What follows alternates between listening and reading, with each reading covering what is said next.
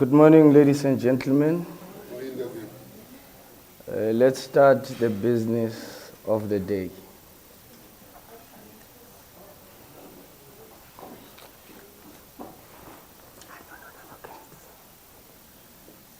Just a small announcement. The ablution services, when you get out of the door, you turn left, another left on the other side.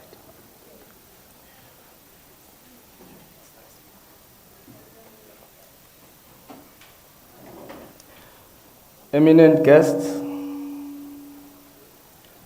ladies and gentlemen, good morning. Good morning. My name is George Mahlangu, the DCO responsible for political funding, your program director for today's seminar. It is my distinct pleasure to welcome you to the Electoral Commission's Thought Leadership Seminar, convened under the theme, The Disappearing Labor Theory, Understanding Recent Voting Patterns in South Africa's Elections. A special warm welcome to our distinguished guests.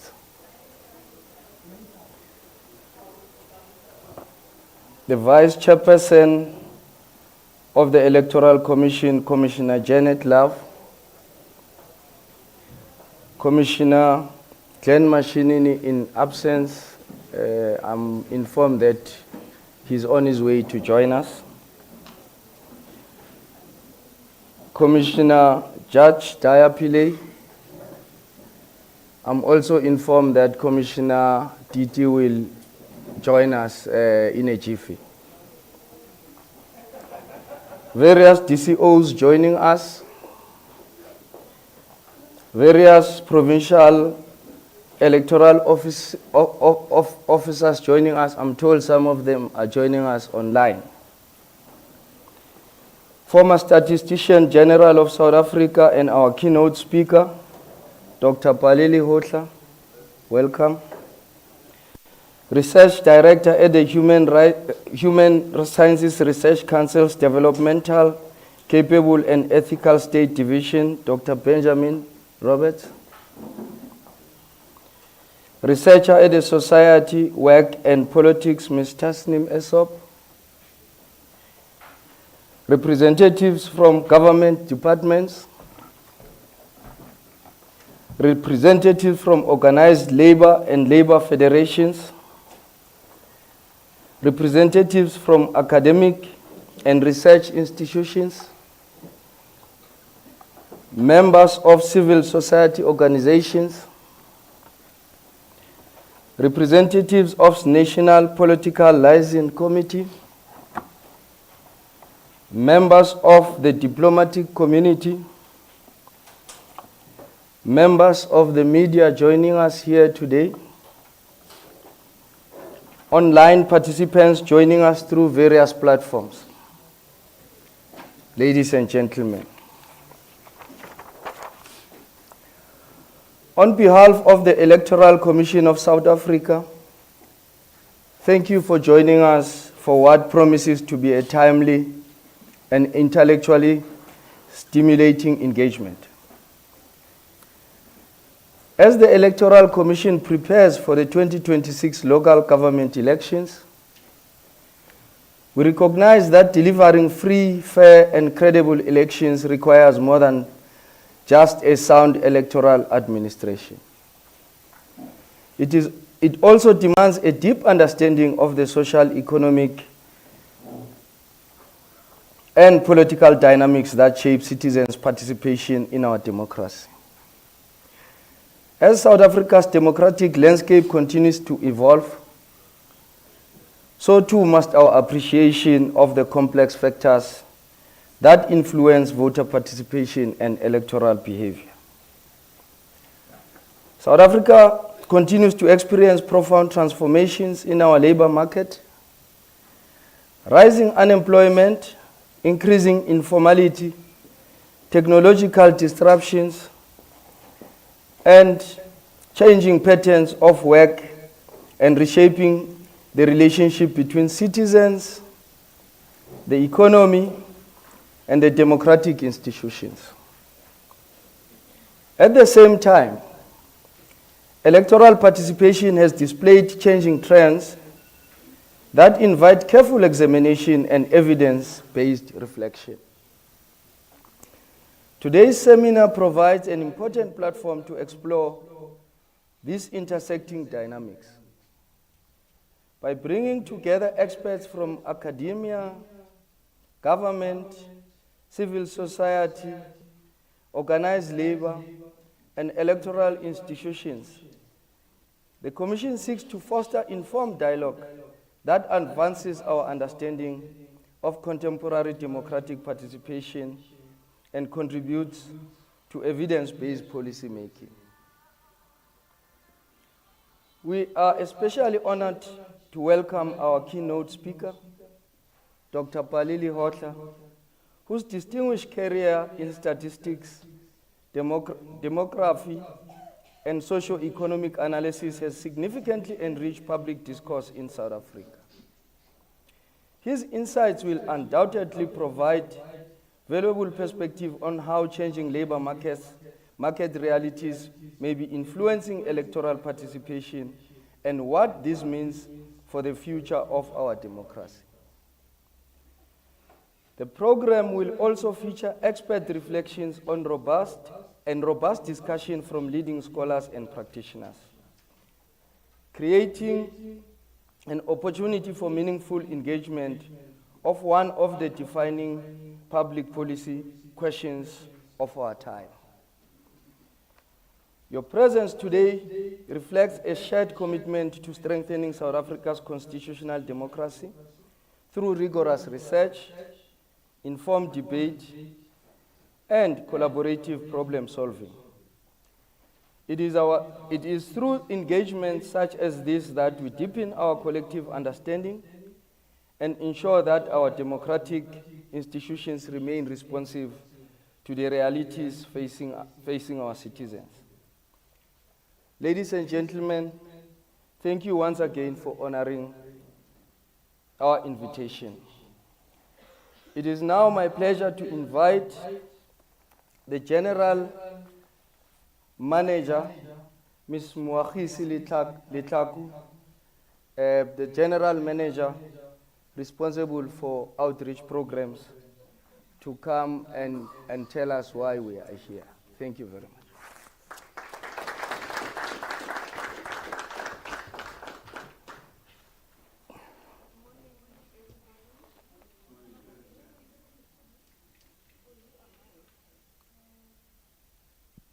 Good morning.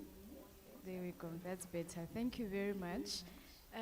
My name is Moagisi Letlaku, as introduced by our program director, Mr. Mahlangu. And I would love to stand on the protocol that Mr. Mahlangu has already established, welcoming all our guests, our colleagues, stakeholders from various sectors who have joined us this morning for this very, very important discussion. And obviously acknowledging the presence, but also the participation of our speakers this morning, Dr. Pali Lehohla, our former Stats General. I'll say Stats because the long word is always a tongue twister, so Stats General of South Africa, and I was quite happy to see he's wearing his iconic suit for us this morning. So I think he takes this occasion very seriously for our collective memory. And thank you to Dr. Ben Roberts from HSRC and Ms. Aesop as well, who will be the discussants as well on our program this morning. But to everybody who's here, Chapter 9 institutions, members of academia, political parties, all who are represented, you're truly, truly welcome to this occasion today. My role is really just to remind you, because I believe some of you may have attended one of our thought leadership programs before, but I think it's important to just remind you, and good morning as well to everybody online, that our thought leadership program as the IEC is part of our mandate to inform and engage citizens and stakeholders on electoral democracy. And therefore, we use platforms like this to provide impactful research and visionary research and thought leadership that positively impacts electoral democracy and takes democracy forward. That is part of the work that we do within outreach. So this is not just, you know, a by-the-way event, it's an important event. And today's topic on the disappearing labor theory that will be presented by Dr. Lehohla, understanding recent voting patterns in South Africa's elections. It's a very timely conversation that we're having today, and we're really grateful that Dr. Lehohla also approached us to really give a platform on the occasion of the LGE elections that are just around the corner. Because as we all know, South Africa, but also globally, we are all challenged by participation, especially of young people. And us being in a country full of young people, I think about over a third or something of the country is young people. So we have a lot of young people and a lot of young people who are not participating in the economy. And what does this mean when we are already trying to engage them? And as one of the people who lead outreach in the commission, when we do go out and engage with young people, economic participation is the #1 reason that they have turned away from participating in elections or have never participated, because they say they don't understand what the point is. People are questioning why they should participate when they don't see that elections are providing for them the promises. And you know, the promise keepers come in various colors and various sectors of society. And as I always say, it really takes all of us to ensure that democracy is thriving as it should. So the seminar is particularly important for us this morning because it helps us address the broader question around democratic engagement and representation. The concept under discussion today challenges us to consider whether structural changes in the labor market, including unemployment, informalization, and the decline of traditional forms of organized labor, may also be influencing democratic participation and electoral behavior. As an institution charged with managing elections and promoting electoral democracy, the IEC has a responsibility not only to administer elections, but to also deepen understanding of the societal factors that influence citizen participation. One of the Commission's strategic objectives is to educate and inform through civic education and democracy education programs. And thought leadership is one of the ways in which we generate new insights and strengthen understanding of the factors that shape electoral participation. So today's engagement provides an important opportunity to, one, examine the relationship between labor, market dynamics, and voter participation, to reflect on recent voting patterns in South Africa, consider the implications for democratic inclusivity and representation, explore how democratic institutions can better engage citizens who may feel economically and politically marginalized, and lastly, contribute to ongoing conversations about the future of electoral democracy. And as I conclude, I hope that you will leave today's seminar truly enriched by the experts who have come to join us today. And those who are watching online and through media platforms will also share and engage online IEC South Africa on all social media platforms. And I'm sure, as I will do as I leave, encourage all of us now when we have learned and now that we know, we will know where to go, and where you go is register-to-vote.elections.org.za. Thank you very much.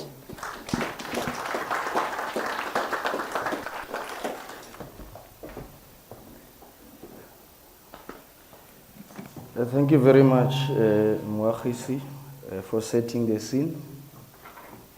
Our next speaker, ladies and gentlemen, is Dr. Benjamin Roberts. Dr. Roberts is a research director in the Developmental Capable and Ethical State,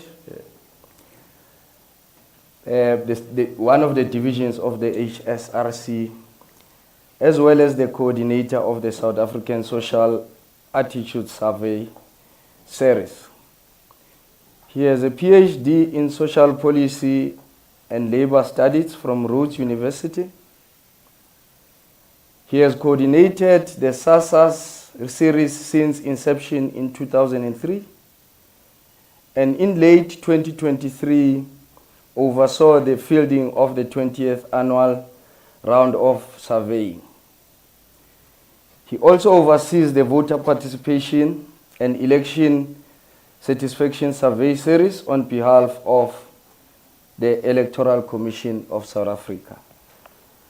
Dr. Roberts will inform us about the results of the survey that has been conducted recently, and that shapes our decision making in terms of response of what the society tells us out there. Over to you, Dr. Roberts.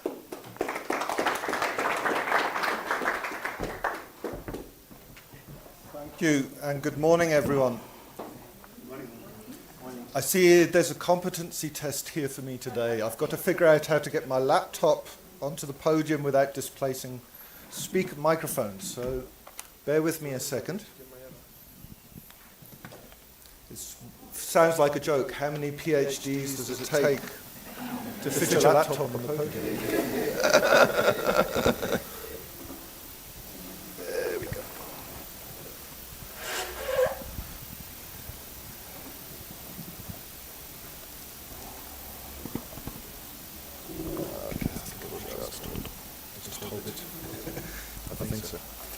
Thank you again.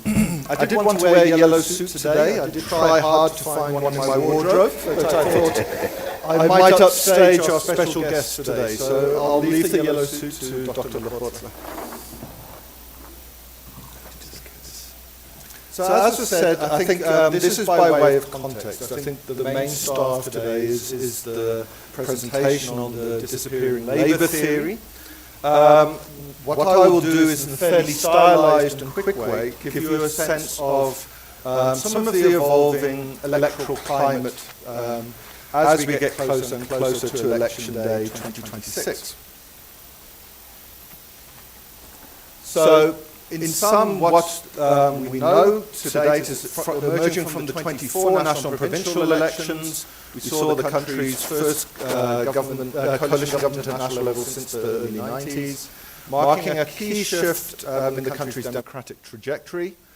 Amongst registered voters in that particular election, turnout was at just under 60%, but that's amongst registered voters. Amongst the voting age population, it was quite a bit lower. This is going to be a particularly challenging pre-electoral climate, and I think it speaks very much to the theory being discussed today, is that it's taking place as the operational work that's happening to get 2026 ready by the 4th of November is taking place against a context of changing socioeconomic circumstances, as we all know, characterized by persisting poverty, unemployment, and inequality, the triple bind. Also rising cost of living pressures and continued pressures on public services. And these conditions have over time contributed to widespread public frustration and growing demands for more responsive and effective governance, and disengagement to some degree with the democratic process. So in this broad context, we're seeing confidence in core political institutions has changed profoundly. It remains under pressure still, with trust at historic lows, including for the Commission. It hasn't been immune to some of those pull-down effects, and we'll see those slides in a minute. Also, dissatisfaction with democratic functioning and local service delivery has also deepened, contributing to a sense of emerging signs. It took a long time to come through, and they've been quite resilient, but there's been a softening commitment to some of the democratic norms, such as the perceived importance of free and fair elections.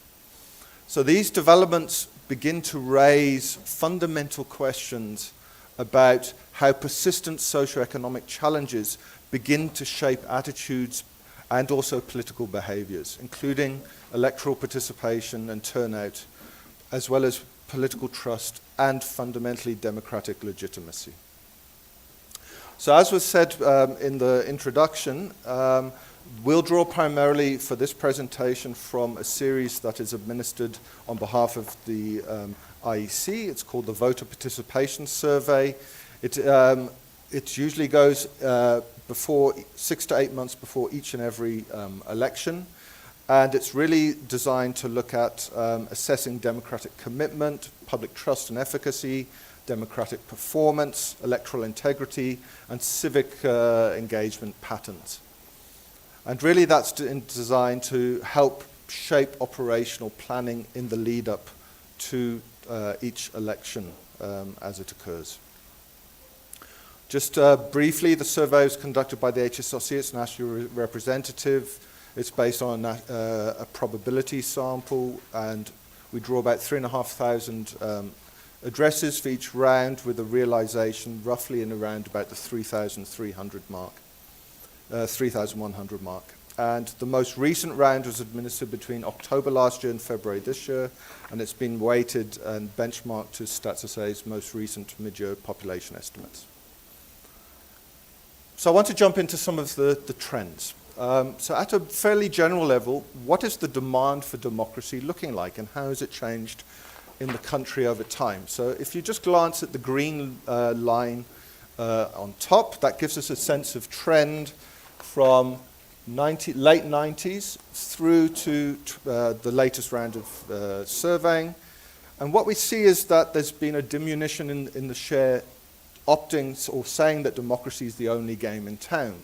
Popular support is at a historic low. It's fallen from a high of 67% in the mid-2000s to only 36% with the latest surveying. So it's a fairly dramatic decline. And the question is, what's taken its place? So the one that's jumping, and I'm not sure how visible it is at the back of the room, but it's a purplish colored line. And that's a sense that for someone like me, it just doesn't matter what kind of government we have. So a kind of more fatalistic perspective is the one that is jumping up the most. We have a more authoritarian view, so in some circumstances a non-democratic government can be preferable, mentioned by around between a quarter and a fifth over time. That hasn't jumped. I know there's been a lot of talk about the rise of populist authoritarianism around the world. It is there. It's there amongst a distinct subset of the population, but it's not jumping up as high as the rise in fatalism.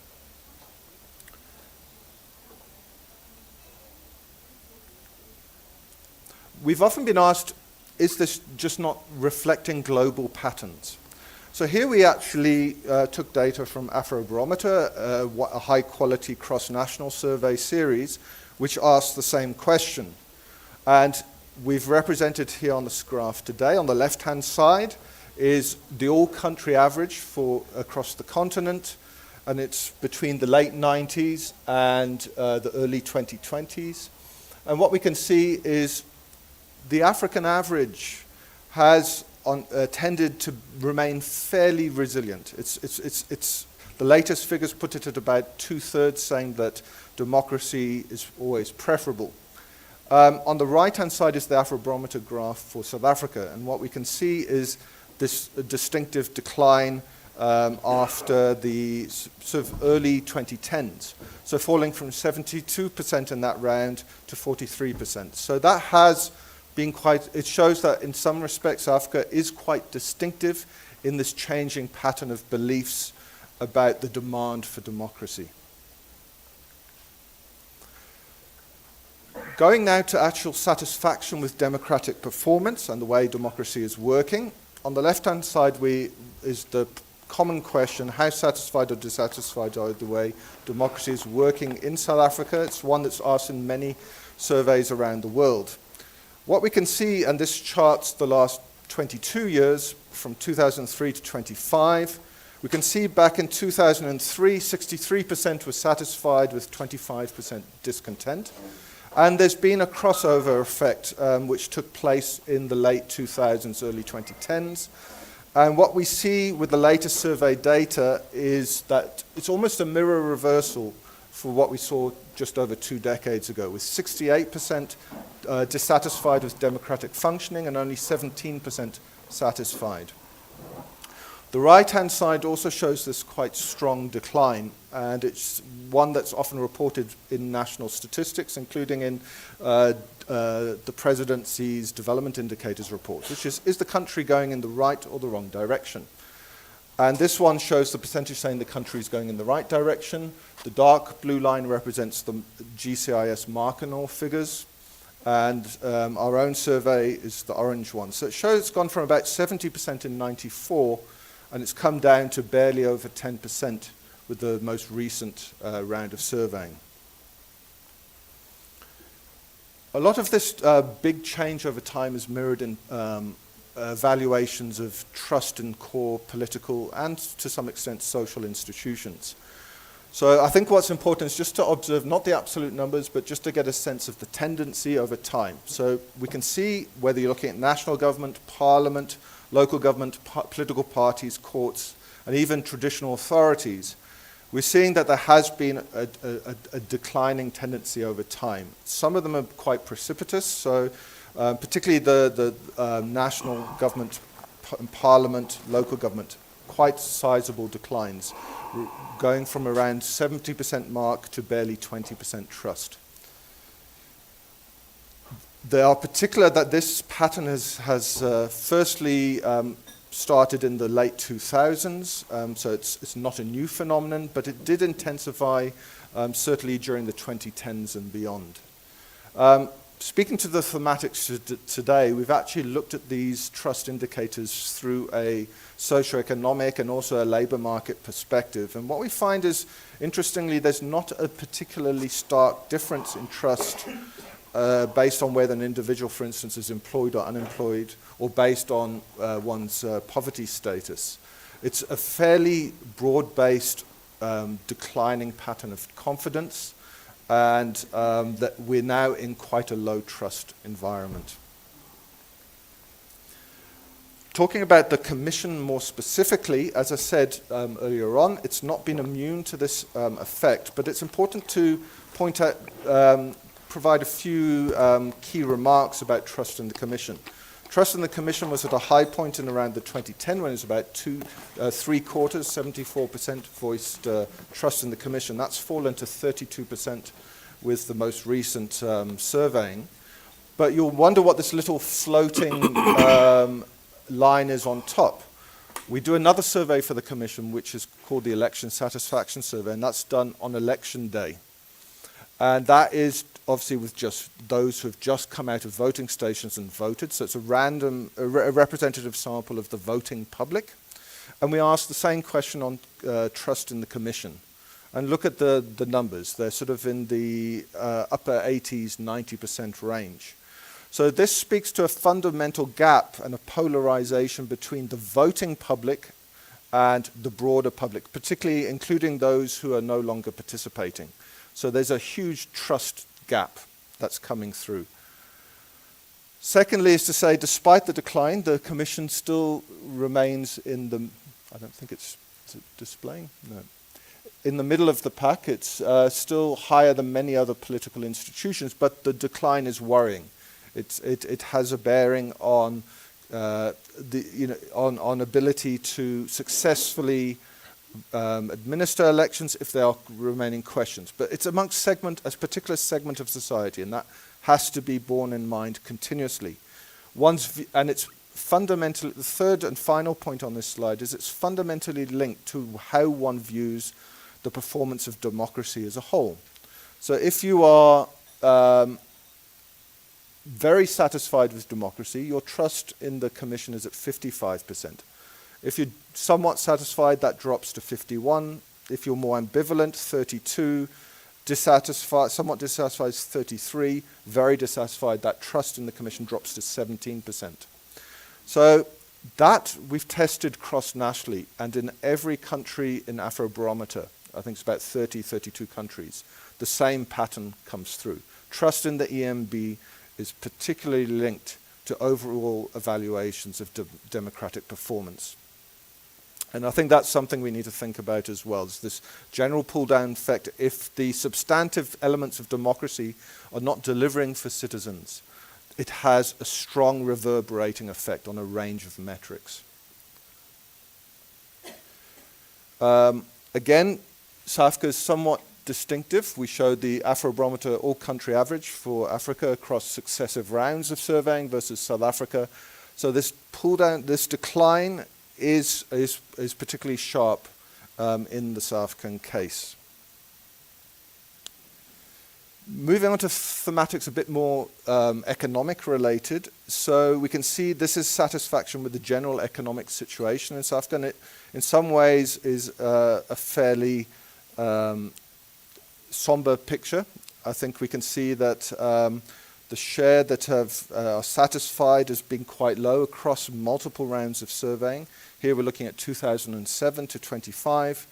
At its high point across the full period is 36% satisfied with the economic situation in 2010. That's fallen to only 14% with the latest round of surveying, and discontent's climbed up to the highest we've seen over this particular period, to 75% dissatisfied with the economic situation.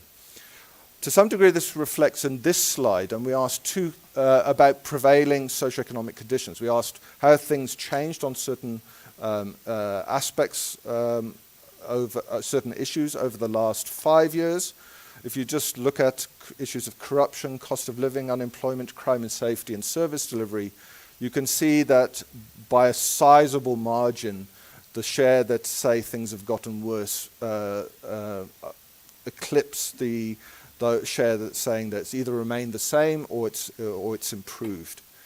That carries across into outlook, the future outlook. So in the next 5 years, we asked, are these issues going to improve, stay the same, or worsen? And we can see that again, there's a sort of a quite harsh indictment on where these issues, what's the next 5 years is likely to bring. So I think that is on the mind of the public and including the voting age population as we go into elections. I'll speed up a little bit because I see I'm getting a bit short on time, but other aspects that we look at, the importance of democratic values. We've got how important do you think these following democratic principles are in general, from not at all important to extremely important. And we've created an index across those set and just looked at how they're changing over time. And we can see the low to middle ratings on this. It's about a third. And increasingly what we're seeing is a slight increase, particularly as we get into the 2020s. It is marginal, but there is a slight uptick, particularly relative to the 2013 and 2015 rounds, in the share that's expressed lower ratings on these indices. Political interest has remained fairly static over time, with about close to 40% or so expressing interest both in general political interest as well as electoral interest. But we are seeing a slight increase, or depending how you portray it, but the red component of the bars, so those providing low evaluations, has gone up with the most recent round. So we are going into an election with slightly diminished electoral and political interest relative to normal. We then looked at different barriers. So obviously we looked at registration as well as past voting history and intention to vote as well. In terms of registration, and we don't talk enough about the barriers to registration, we tend to talk about turnout on election day. But there are for some who are not coming through and registering. So we wanted to understand why is that the case. And for those that are not registered, quite a big share do intend to register, although that has declined in recent rounds of surveying. With the 25 round, those who are not registered, only 37% said that they intend to register. The biggest reason that they don't intend to come through and register is around this prevailing disillusionment. So it links directly to the kind of trends that I've shown in recent slides. The latest round, 46% give that as their primary reason. It's not about administrative barriers to registration at all. It's about this general discontent and disillusionment. We also looked at intention to register amongst different labour market groups, particularly employed, unemployed, and I understand it's not looking at the employed in a more fine-grained way, particularly looking at labour market vulnerability. But I think we found that 70% of unemployed adults said that they were registered to vote, 35% of non-registered unemployed adults said they still intended to register. 86% of employed adults said that they were registered to vote, so it is obviously this registration tendency is lower amongst the unemployed. It's about a 16 percentage point difference. And the intention to register is slightly higher, though, for the unemployed. This is trends in intention to vote by labour market status. So we can see that they've followed a similar pattern over time, but there's not a huge variance. It's about 7 percentage points in the recent round of surveying between the intention to vote amongst unemployed adults and employed adults. The one that is more distinctive than this labour market position is the situation of youth. And we can see the distinctiveness of students 18 plus, and we can see that it is on average much lower. So I think dealing with the youth turnout tendencies is something that the Commission is focused particularly on in recent election cycles, and is one that's going to continue being an important focus, particularly because we find that there is a culture of voting in South Africa. Once you do come out and actually cast your ballot, the likelihood of you being a repeat voter is actually quite high. So having that formative electoral experience is crucial, particularly for our country's youth. So we did ask for those saying they don't plan to vote, in each year of surveying we've done from 2005 to 2025, we asked what were the barriers, why do you plan to abstain? And in some ways it mirrors the registration patterns, and it's really about this political interest. So we can see on the far right-hand side the share that indicate that they intend to vote. So we can see that declining tendency going from 81% down to 65%. And the corresponding increase in the share that political disinterest and discontent as the dominant reason for planned abstention. We also included, we looked at some of the predictors of that. So this is just a very stylized summary. So political and electoral interest does matter. So the more one expresses that interest, the more one is inclined to vote. Also, coming back to this culture of voting theory, is the more positive you are about past voting experiences, the more positively you evaluate them, the more likely you are to turn out on election day. But even people who reported a more frustrating election experience were more likely to vote than those without a recent election experience. So again, you're still coming out and voting despite having some complaint about the experience of the election process on election day. Trust in the vote count increases the likelihood that a person will vote. Being confident in the vote count raised the likelihood of stating an intention to vote by as high as 82%. And educational attainment as well as employment status were not actually using this particular type of data good predictors of whether a person would demonstrate an intention to vote.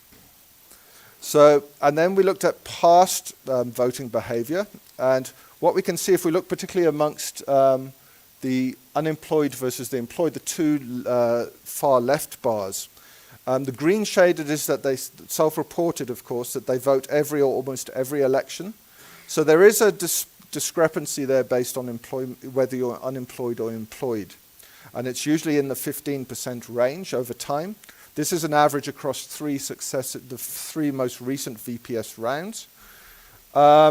And corresponding, there's about a 14% rare or never vote bar for the unemployed relative to the employed. But you can see again how distinctive those two bars are from the students and learners, where 76% say that they rarely or never vote.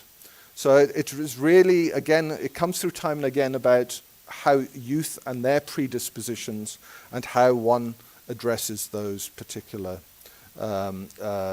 issues. We have done other qualitative research for the Commission which showed that there is something of a myth of apathy, We assume that the youth are apathetic. There is, in the media, a reinforced set of statements, the youth are apathetic. It's become almost a label. And I think we need to push back against that. It's too simplistic. And what we find a lot is that the youth struggle with certain aspects that, and particularly their sense of agency, the sense that their vote will make a difference. And certain qualitative work with one of my colleagues, Dr. Lude Mohali, has actually shown once you engage youth and they start to realize the sheer size of the voting age population they represent, they start changing their perspective around, we actually do have agency en masse. And so I think there's that, and also difficulties with political identity. Which party or independent candidate speaks for my needs best? And so those two things, particularly for youth, are an issue. But a lot of them believe in the duty to vote still, and believe that that elections and active voting are important. Even amongst those who say, I'm definitely not voting, we see amongst that segment of youth, those, there's still a large share, it's often 40% plus, still believe in the duty to vote and the importance of voting, even amongst that quite skeptical share of youth. So I think that's important to continuously remind ourselves. Probably those who have heard me speak before say they're a bit tired of hearing me say this, but it is something that we need to continuously emphasize. So then we had an open-ended question. What would encourage you to vote? So from the latest data, we've coded that open-ended data. 19% of adults said that greater economic progress would encourage them. So the substantive gains of democracy is what people want to see. That goes up to slightly higher, to 23% of unemployed adults saying that economic progress would mobilize them to turn out. So going into Dr. Lehohla's presentation, we need to think about the opposite. That if that doesn't materialize, that disengagement is likely to compound. Worryingly, is 20% of adults said that nothing would encourage them to turn out. So you've got a deeply entrenched view of abstention amongst a fifth of adults, and 23% of unemployed adults said that adopted this particular view. So it's something that is quite worrying, and it's a large share of the motivations provided. Operational efficiency is actually not it's there, but it's not a particularly salient aspect of what adults mention. They mention more the economics or this don't even talk to me about voting perspective. 5% said that more opportunities for youth. So even those who are not in the youth bracket, and I'm not talking about sort of the typical 50-plus youth definition, but generally that generally older South Africans also recognize that trying to provide youth with more opportunities is encouraging. So it's not just the youth saying that. They want to see progress on this. And that's slightly high amongst unemployed adults. I know that the disappearing labor theory, I think, speaks to some degrees about the prospects of future vulnerability in the labor market with the digital transformation of society. So I thought I'd put up this slide, and it was a bit of a confounder for me, so maybe Dr. Lehohla can set me straight. But I think what we found is 66% of unemployed adults seeking work are very worried that AI and automation will reduce their employment opportunities over the next 5 years. So that's very worried. 23%, further 23% was somewhat worried. You can see how prevailing this view is. And only 11% were not very or not at all worried. When we move to the workers, a third of workers are very worried that their jobs will be taken over by robots, computer programs, or AI in the next 5 years. So I wanted to see to what extent that shapes intention to vote. And what we found actually is that future labor market insecurity appears to increase political engagement rather than political withdrawal at this particular point in time. It can change very quickly, of course, as we get further into the digital transformation. But what we find is those that are more worried about the impact of digital revolution on the future of work tend to, on average, express a greater intention to vote. So, and that holds true if we look at employed, unemployed on average, and poverty status. So we're finding this kind of pattern for now. Whether it will hold, I say, something that will kind of watch this space. But it was something that when I first analysed it, I thought, wow, okay, that's a bit of a confounder. But it does seem that this particular issue might mobilise one towards the ballot box. So just before I hand over, I think just one or two key points. Disillusionment, as we saw, has changed and become more common over time. And this risks creating so-called ungoverned or contested spaces in a society where citizens may become more open to anti-democratic or alternative governance ideas, or even a rise of fatalism.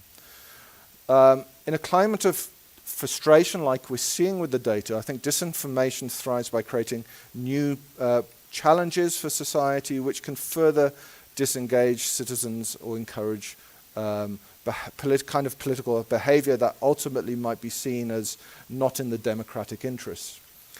In terms of the relationship between labour market status and even other socioeconomic markers and voting behavior, we find a moderate relationship does exist. It indicates that economic marginalisation is a factor in electoral participation. But perhaps from what we're seeing with this type of data, and I think the other types of data that we might examine and then triangulate, would be to see is that it is not as robust an effect as we might have imagined. So I'm going to pause there because I'm not the main show, and I want to get the yellow suit onto the stage. But thank you very much for listening, and apologies for the lots of numbers in a short space of time.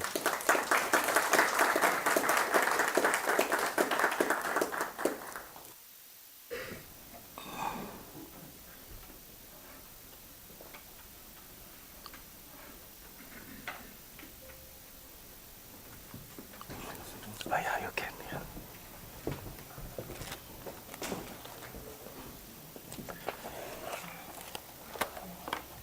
Thank you very much, Dr. Roberts, for the presentation. We are called from time to time to think outside the box without defining the size of the box.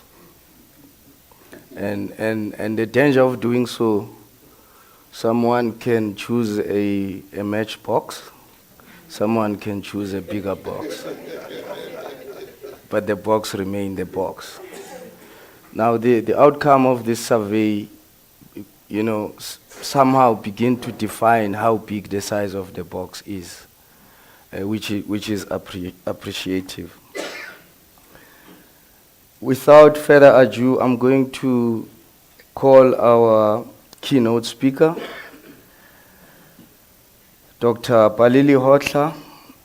Dr. Lehohla served as South Africa's Statistician-General and Head of Statistics, South Africa from November 2000 to October 2017.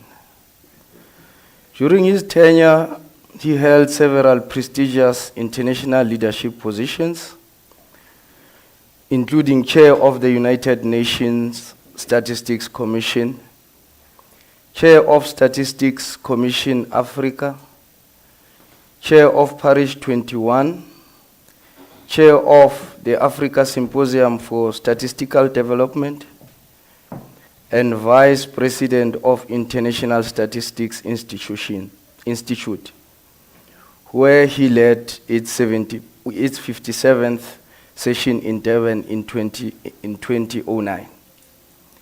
His expertise extended to conflict and post-conflict environments, serving as chief advisor to Sudan's 2008 population and housing census under comprehensive peace agreement, and leading or supporting UN census missions in Cambodia, Afghanistan, and Iraq. He also strengthened statistical education through academic partnerships, establishing crews at Stellenbosch University and initiating the demography of South Africa publication series.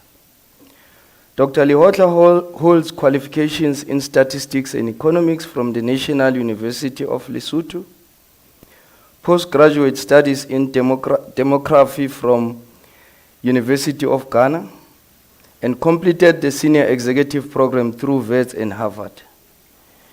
He has received numerous honors, including an honorary doctorate from Stellenbosch University. Today, Dr. Lehohla continues his research in South Africa's evidence-based national conversations, spanning more than 3 decades. Drawing on over 22 years of leadership as Statistics South Africa, he remains committed to using evidence to deepen democratic understanding, informing public discourse, and contribute to a more inclusive, thoughtful, and prosperous nation. Welcome, Dr. Lehohla, on the stage, please. Thank you so much, sir.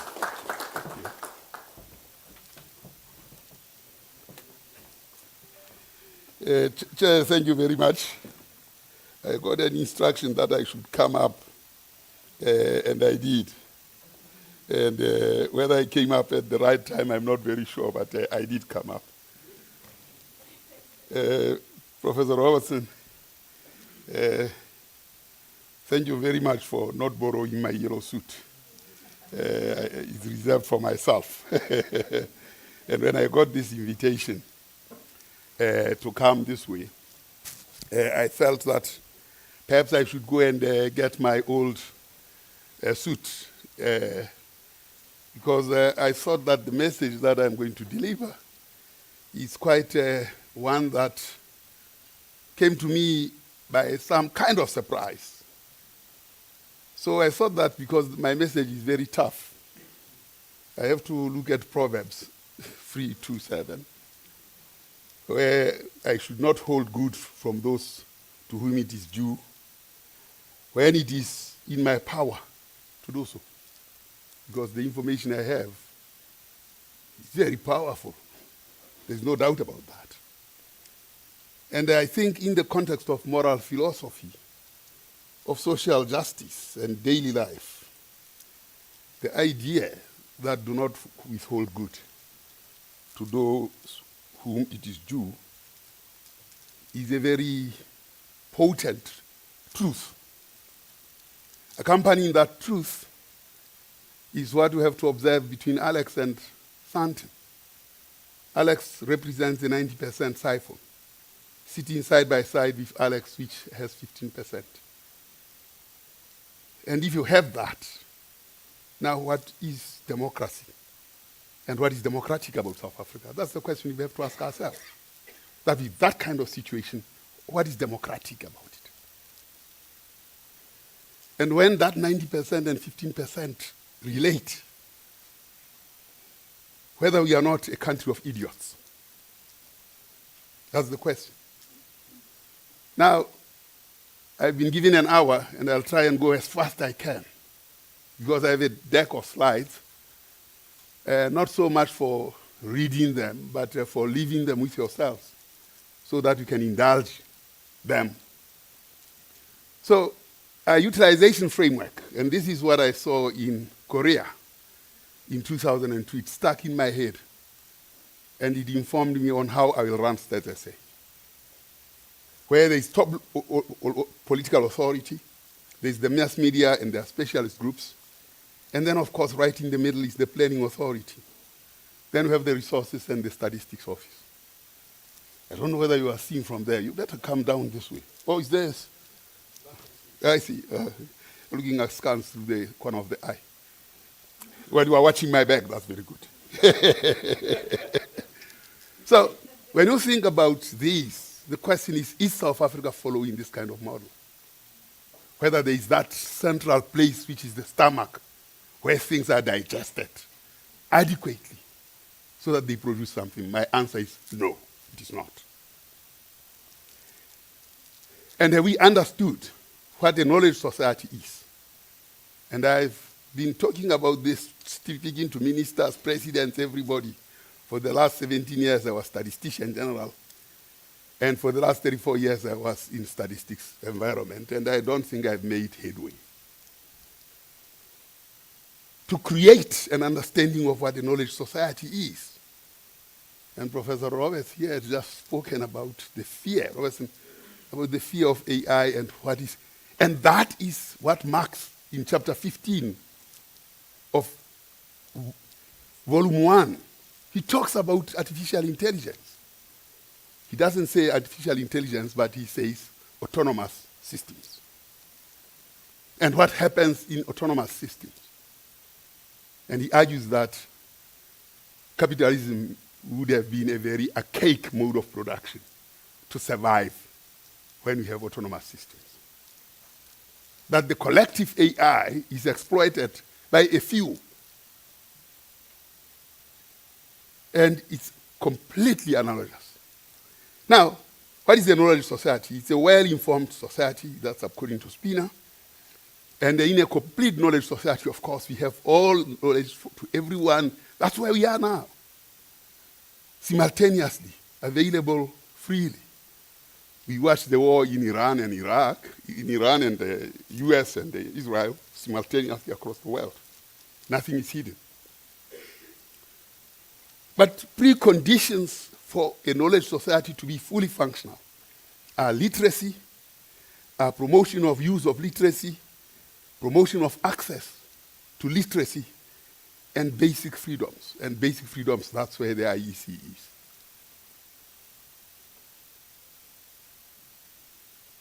But are we literate? I'll argue we are not. Maybe in saying, ba baby bobusa says we say we are literate, yeah, of course.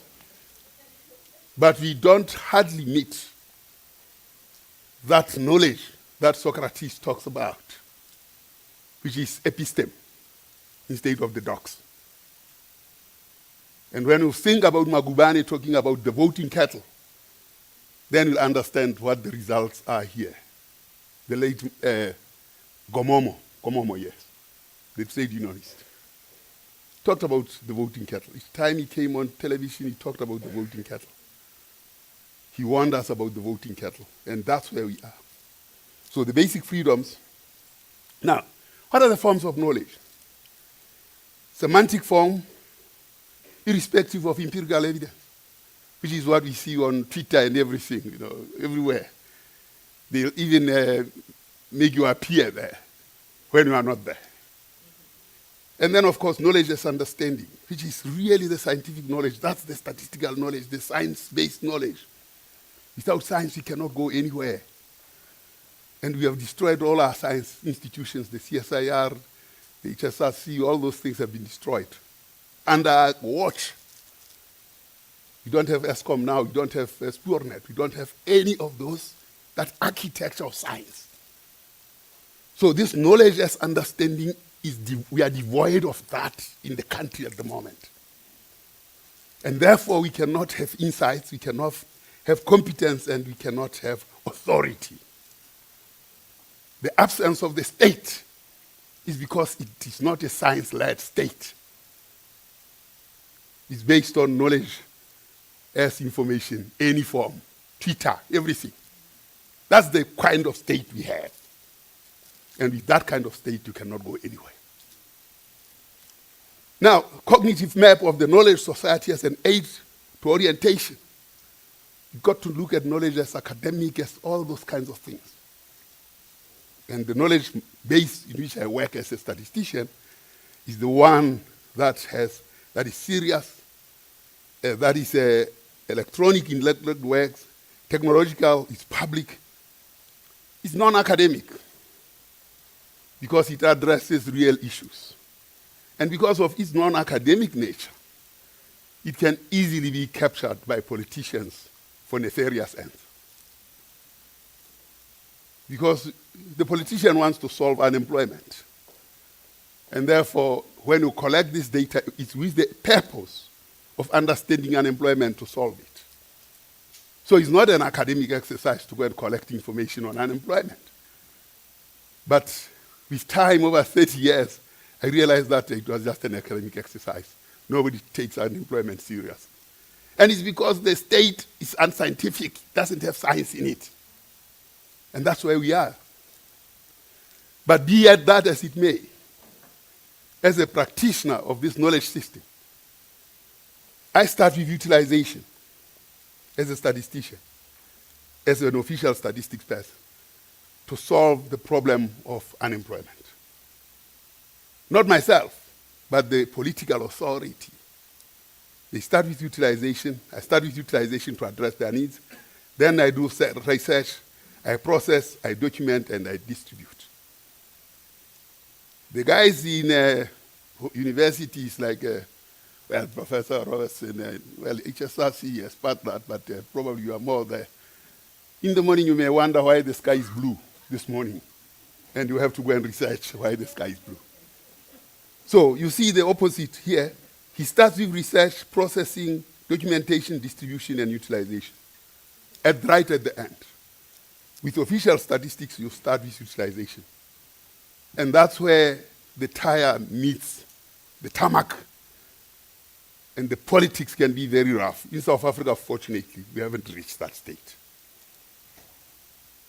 I don't know, it's because of the deficiency of science deficiency in politics, or it's just because they respect information. But I doubt if they do, because if they did, they would use it. They don't. So, other policy of knowledge and the need for separation, knowledge from property, ideas from interest, theory from practice, and knowledge institutions from government. And Stats SA up to today, I think it still upholds that aspect. The day the government interferes with that institution, we'll be in trouble. Up to now, they have never interfered. I've been watching. But what are the positive contributions of official statistics? Basic information service, orientation, aids, statistical advice. Knowledge deficits, oh my God, there are many. Unavoidable knowledge gaps. You don't know what will happen in the future. Intentional ignorance. I mean, we will not collect data because government doesn't give us money. You remember CPI, government didn't give me money to go and collect data on housing. And then the CPI rocked. 50 billion was lost because we misrepresented the CPI for 6 million rands only. It was painful, particularly for the pensioners who had betted on the CPI that was low. Or rather, yes, high, because they would get returns on inflation associated bonds. The thing was low, and then when I revised, they wanted to kill me. Kanyako said, oh, no, I didn't do it. It's Treasury. Of course, they refused to give the money, but they pointed them to the church mouse where there was no money.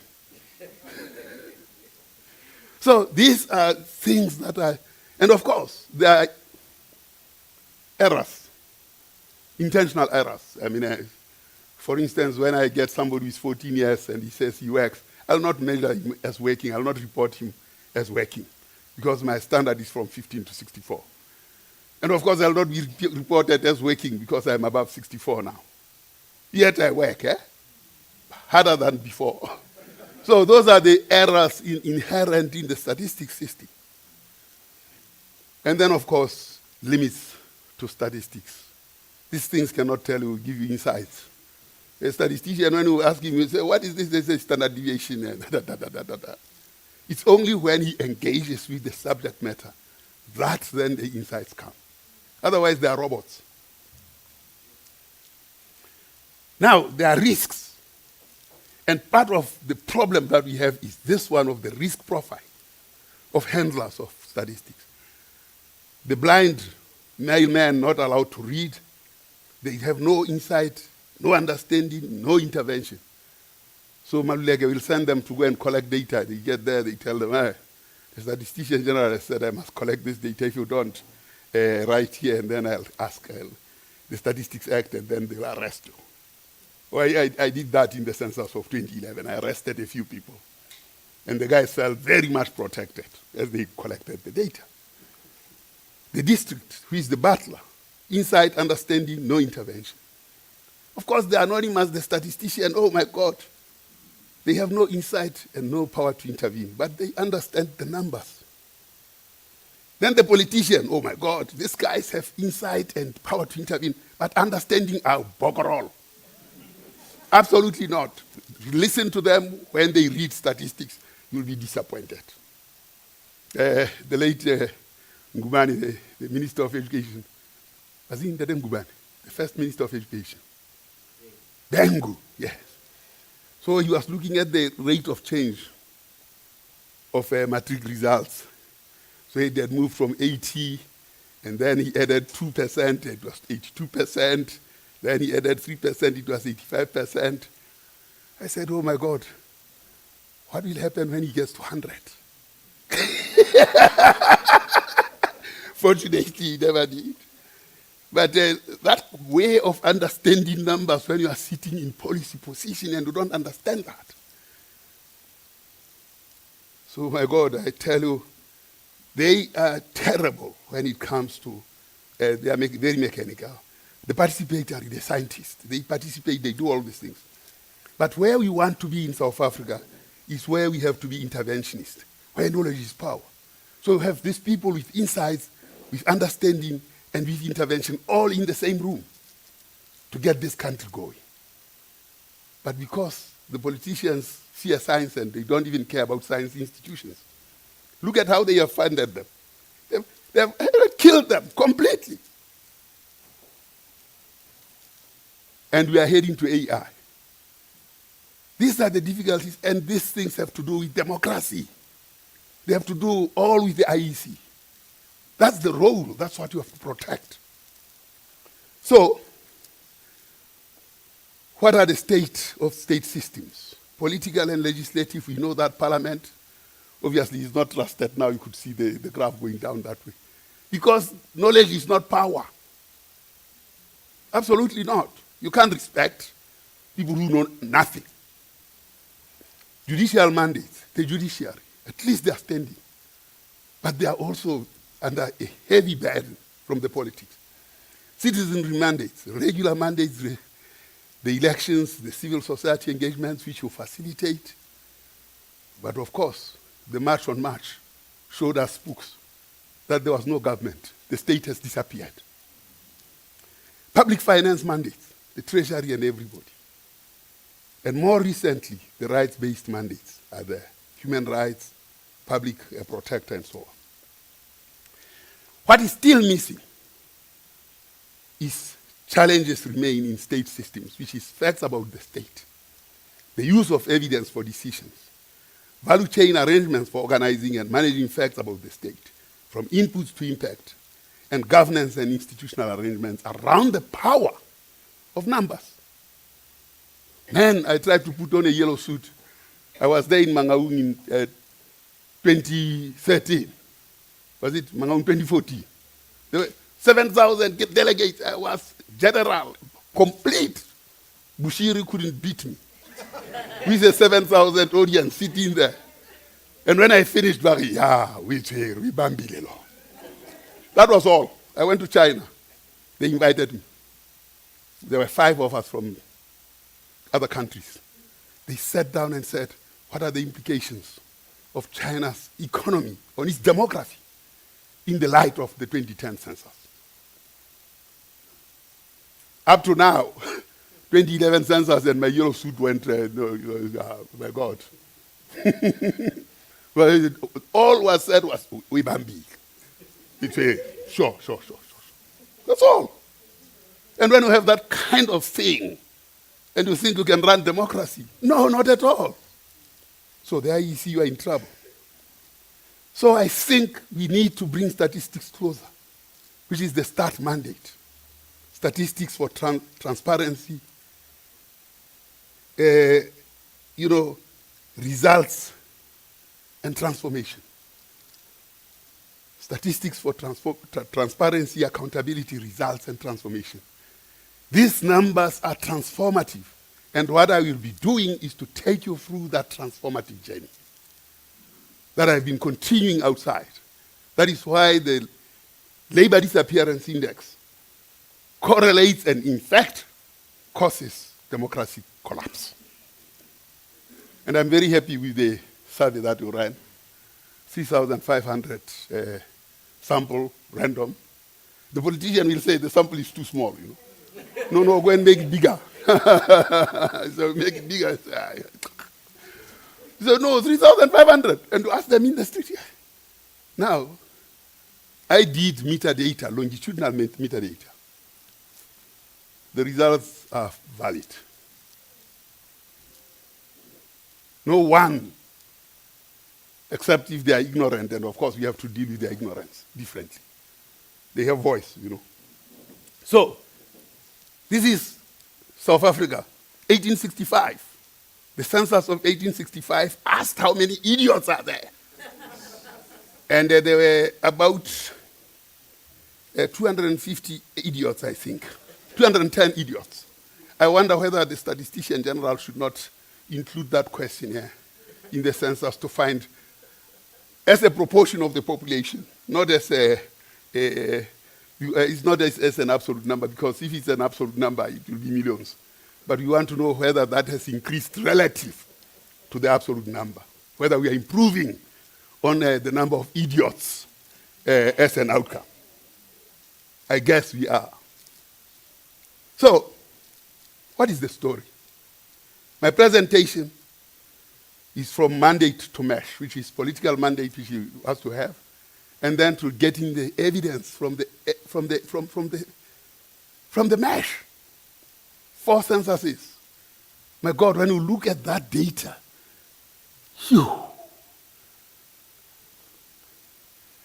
Now, what are we talking about? We're talking about what has happened in space, that from 1996 to 2022, we actually see a decline in the temporal truth, spatio-temporal truth about ourselves, where you see that in that 32 years, that red means things are deteriorating. And here you can see a bifurcation on this slide here, a bifurcation from employment to unemployment.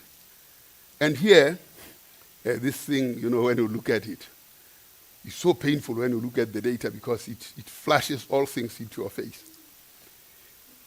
In 2006, we decided that we will not run a census in 2006 for good reason. The organization was drained so badly. And it was Kanemeya, when I was in Parliament, saying we want a census in 2006. Kanemeya said, and then I presented. I said, hey, we had problems in 1996. 2001, we still had some problems. But we believe that we'll run 2006. And Trevor Manuel was quite careful about the organization that it might just crack if it runs major things like that at close intervals. And the council agreed. And I also agreed. But when I start dealing with the data, the critique in the data says that omission of a census with the large-scale data made invisible the underlying recognition of what was coming.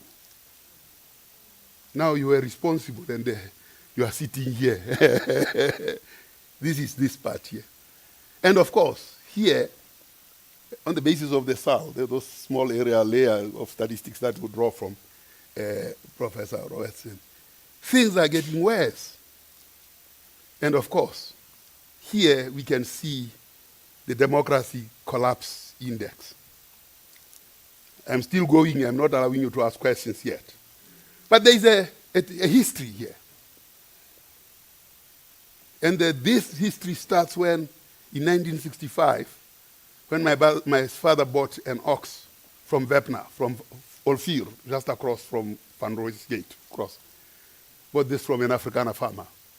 You know, the Afrikaners have lots of cattle. We don't give them names. We have few, we give them names. So this thing comes, it's already old. It doesn't have a name. Fortunately, Lesotho was running a census in 1966. So I named the ox census. So that's that ox. I didn't know then that this thing will follow me to this day. So in 1965, my father actually ran the election in 1965. He was a teacher. He then ran a census in 1966, the first census in Lesotho. And then, of course, when you look at this, you actually see that, formal mining. And you can see the residual informal mining and the rupture that is happening there. And I'll be taking you through all that and what all that means. Here, in terms of foregrounding what I'm going to talk about, I'll be talking about Mazzucato, the entrepreneurial state. I'll be talking about Martin Legasik, Harold Roper, and Magubani on the dissolution conservation dichotomy of apartheid. I'll be talking about Piketty on inequality. We'll be talking about beyond GDP on Stiglitz. Sarkozy is in prison, I understand. But he formed the Stiglitz Commission. We're in Paris discussing the beyond the GDP. And then, of course, Julian May, he was working in the Transkei, the commissioner in 1984. And he started looking at GDP and calculating GDP on what was omitted. And we worked with Julian May in Bophuthatswana in 1988. And I started looking at 1981 when I was at the University of Ghana and looking at my thesis on what Legasik, Magubani, and Harold Roper were talking about on the dissolution conservation, and looking at migratory labor in Lesotho. The plane of the Malawans collapsing, and then Banda saying he's no longer sending migrant labor to South Africa, Mozambique getting independence, stopping sending, and of course that raising Basotho coming here, but robbing Lesotho of men, of productive labor coming here. Now when you come and talk about Mahambe, you say, oh, interesting. Not to undermine the real reasons at times around that. But the wholesale movement is devoid of historical grounding. And capital is quiet.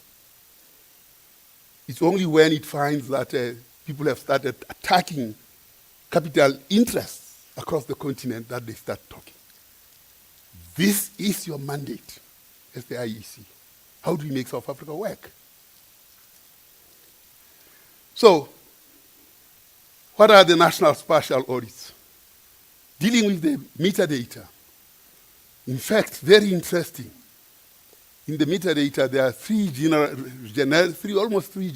regions. And I was looking at the data from Mpumalanga. It has 3 regions, in Tanzania and the other one in Mali. My God, there's a 4th one when you look through the data. And this whole thing comes from the Center for Regional Urban Innovation, Center for Regional and Urban Innovation and Statistical Exploration at Stellenbosch that I started with the late Professor Kaya. We started that center because we understood that the ZIF is important to use to understand the urbanization and where South Africa is going. I thought that government will send municipal managers there.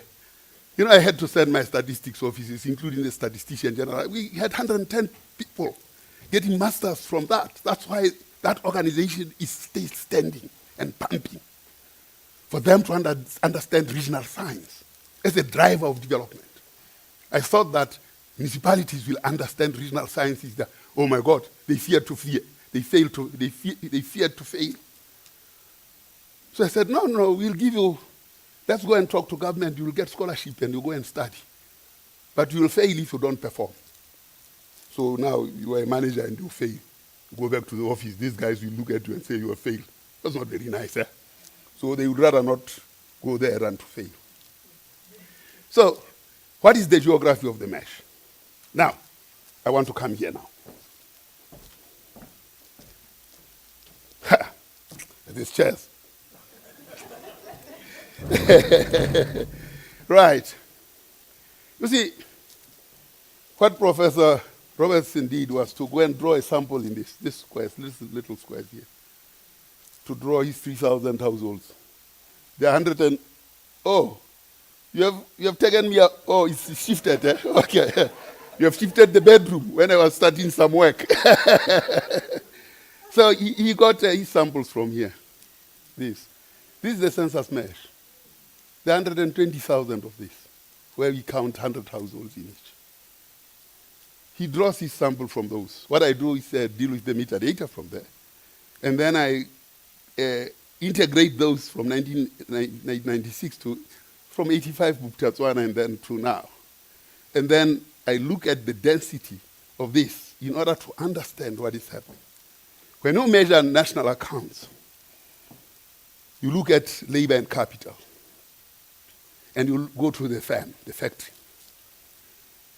Now I've decided to measure national accounts differently from the mesh, backwards, because in both you have labor and capital. So if you have those two variables in both, they must give you the same answer. And Julian May looked at the data in the Transkei, outside in, not from the census mesh, but he did that. He said, but, and then of course the ANAC.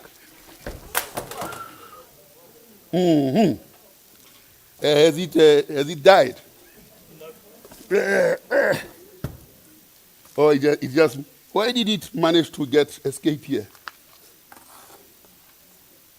Oh, it is sitting on these things. It's that side. Yes, I think there's somebody undermining me here. There must be a capitalist trying to undermine me. Where is that gentleman? Okay. It's not you, the other one. Yes. So, Julian May, no, not that one. I don't want to be naked. I don't mind transparency, but nakedness, no. Yes, we can start there. Yes, you see, you dropped it. The last time I used my computer, I told you I couldn't see. Are you there? Oh, it's a very tough computer. It's a tough computer. I knew. So, what I did was to answer the question of Sarkozy beyond GDP. Looking at GDP out, in. And this defies my looking at GDP in, out. Over the years, I was Statistician-General. Now I'm having this mirror, standing in front of this mirror, and saying, how do I answer Amartya Sen? How do I answer Sabine Alkir and James Foster, with whom we work on multidimensional poverty indices? How do I answer Piketty's inequality, or Elizabeth Freud, not Freud, but all those who are lefty economists who have to answer the question, why is the GDP where it is? So all this gives you how we look at out-in. And I'll be taking you through what the results of the out-in are and why South Africa has to pay attention. Because without that, we'll continue being managed by capital.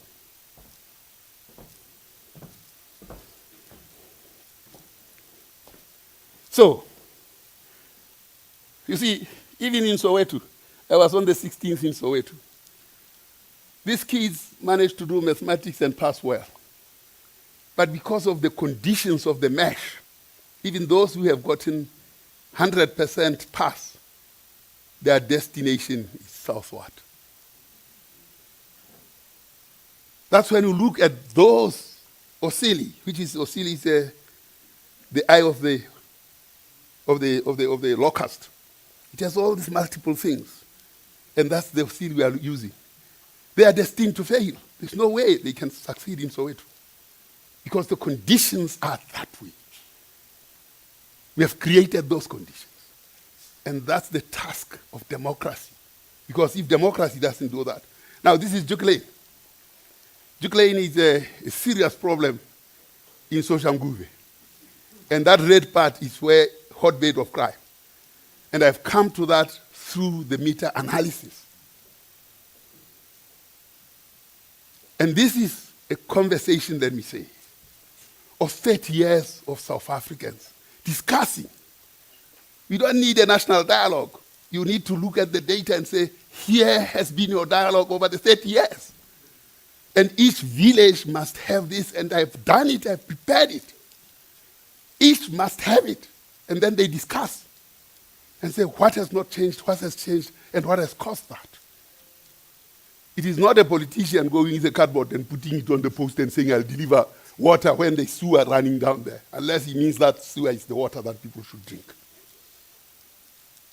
That information democratizes the state. That's the role of statistics in a country. You see, I did a cross-country comparison of the siphon. 8 countries, I got those results. Only China siphoned internally and used that internal siphon to grow China. All of us, South Africa, my God, out.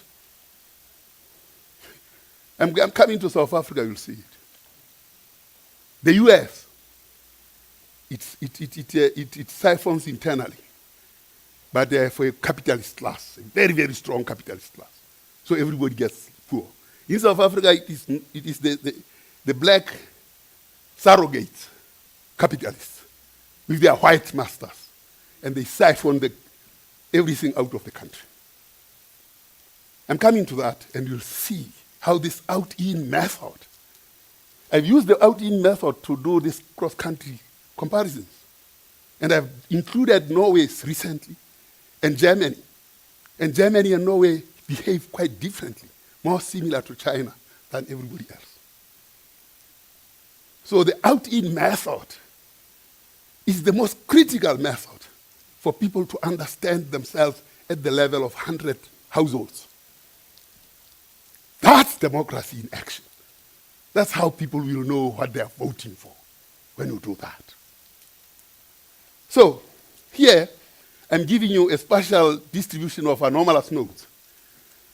You see, Mpumalanga has four districts, or 4 regions. In Tanzania, the other one, and the other one, you know them. But when you do the data and analysis, you get an anomalous one, which is this one. And its anomaly is an economic one because it's siphoned the most. It's a dormitory. And when I did an analysis of how many dormitories then do we have, anomalous regions that are not in the municipal thing, what is called structure thing, there are many. So what then are we implementing? IEC, you have a serious task of ensuring that democracy works. Now, these anomalous nodes, when you run an MRNI, and you see 0.68, it means that this is not random. It's by design. Here are some of the the areas that fall under that place. And their diagnostic significance is over there. That's what the Lehohla ledger does. To give you a deeper understanding and appreciation of what democracy means. There's your anomalous area. You see it here. Kanyamazane, Zogwaba, Picheng, Pretoria. Oh, how can Pretoria have this bad thing here? White man. Look at Dani and the high, and this is high economic leakage in that. And that's region 4. Done through an analysis of central place. Those who know a ZIF and central place index will understand how we get there. And then we got all these are the 3 regions. But the 4th one, region D, comes. And inspired by that region D, I had to deal with the archetype of D and then transpose it on the rest of the country to see how many region Ds are coming up. And there are many. And their challenges are different. I do this in my retirement. Now, these are the anomalous vortexes. This is region D in Mpumalanga. Gersibande, Kangala, and Inhlanzeni. That's the vortex. And when you start compiling this thing called GDP, you know, Commissioner Lau, you sit there at the head office. They send you documents like that. And it says we are Anglo. They are located in Joburg, in Sandton now. Then so Mike Manamera, who is working at the Reserve Bank now, comes to me and says, SG, how do we deal with this head office effect? I say, that was 20 years ago, before he went to the Reserve Bank and joined them, leaving State SA. I said, Mike, I don't know how we can deal with it. Because there are so many businesses, 3 million of them, and they compile their documents in a way that they compile it. So Anglo will not compile figures that come from the platinum. It will come as though it comes from Johannesburg or Gauteng. So it has transferred the real GDP of the province to Gauteng. And Gauteng suddenly has 36% of the GDP. That's undemocratic. And I'll show you why it's undemocratic. That's how I compiled GDP. I'm happy that in retirement, I could come and confess my sins. So, I'm just going to take you through the archetypes of these 4 regions. Region A is the one where I asked, how can Sandton siphon 90% sitting a sheer 70 meters from Alex? And Alex is 15%, and we still say that democracy is working. It can't. It can't.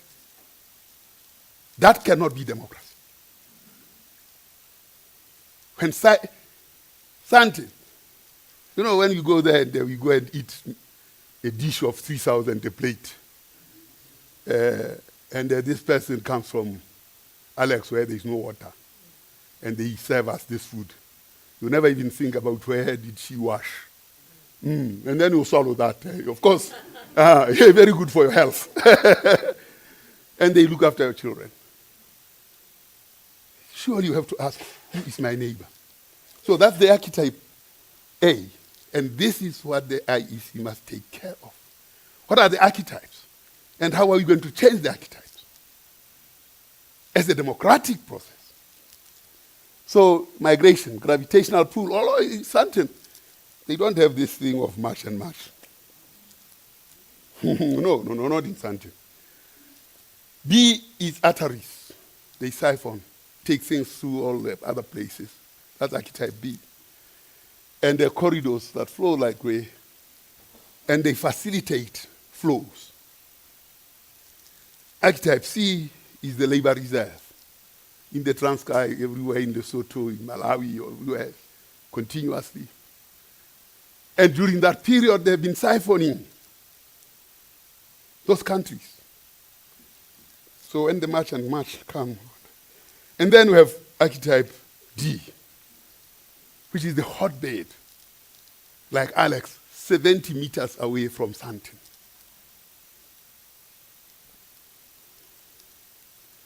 So what is the forensic audit matrix of this? There you can see 90% retention. In the hotbed is 12%. So when our democracy gives these people 350, it hardly sits in the account. It goes and reports, I say, I was coming to greet, I'm going back to Sandton. That's what happens with the 350 that Ramaphosa gives these people.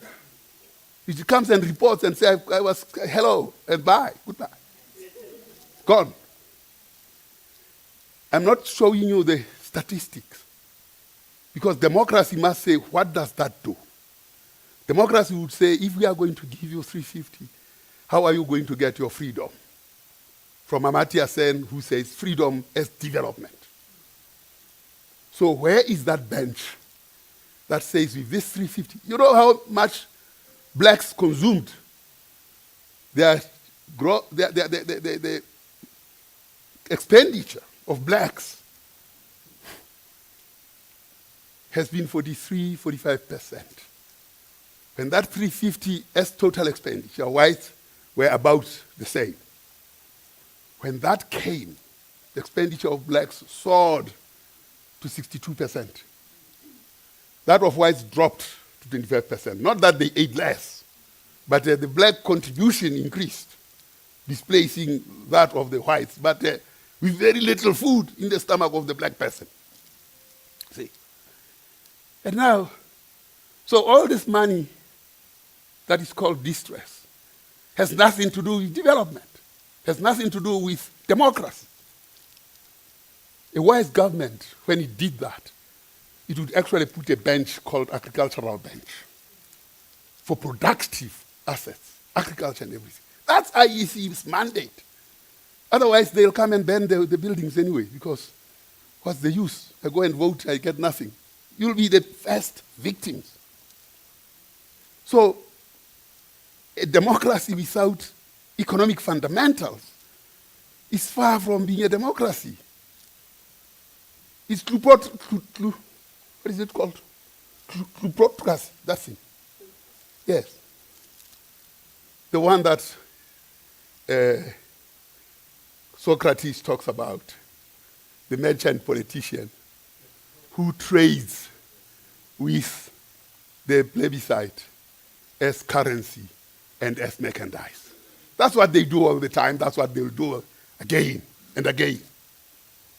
So there we are. That's the structural siphon for reason A and so on. The idea, therefore, for the election is how do we move this 12% retention up to 60% within the shortest period of time? With what economic policies are we going to achieve that? That's the question we must ask. Not to have gone on for 32 years, never asking that question. Even when we make economic contribution to the poor, we don't even ask that question. There are no economists in government. I don't know what to call them, because if I give them another name, the profession in that name may feel offended.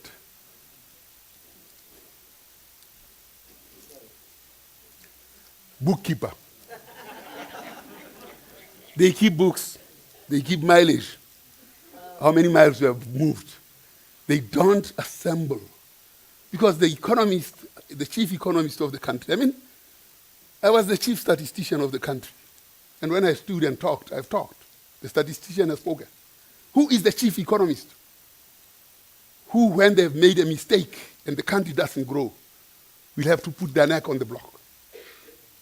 I put my neck on the block for CPI. We don't have such a person. When you don't have that, how do you think the democracy can function? It can't. So that is why we need to run a census on idiots and know how many idiots we have in the country. And particularly in power. Because we cannot say they are before we measure them. Let's go and measure them and say, oh, yeah. Now, these graphs, I was in office when we started inflation targeting around here. And then this is real GDP. When you look at these graphs over time, what is the correlation, Professor Robertson? It looks, you have shown graphs and you've said there's no relationship in graphs. There's no relationship in these graphs.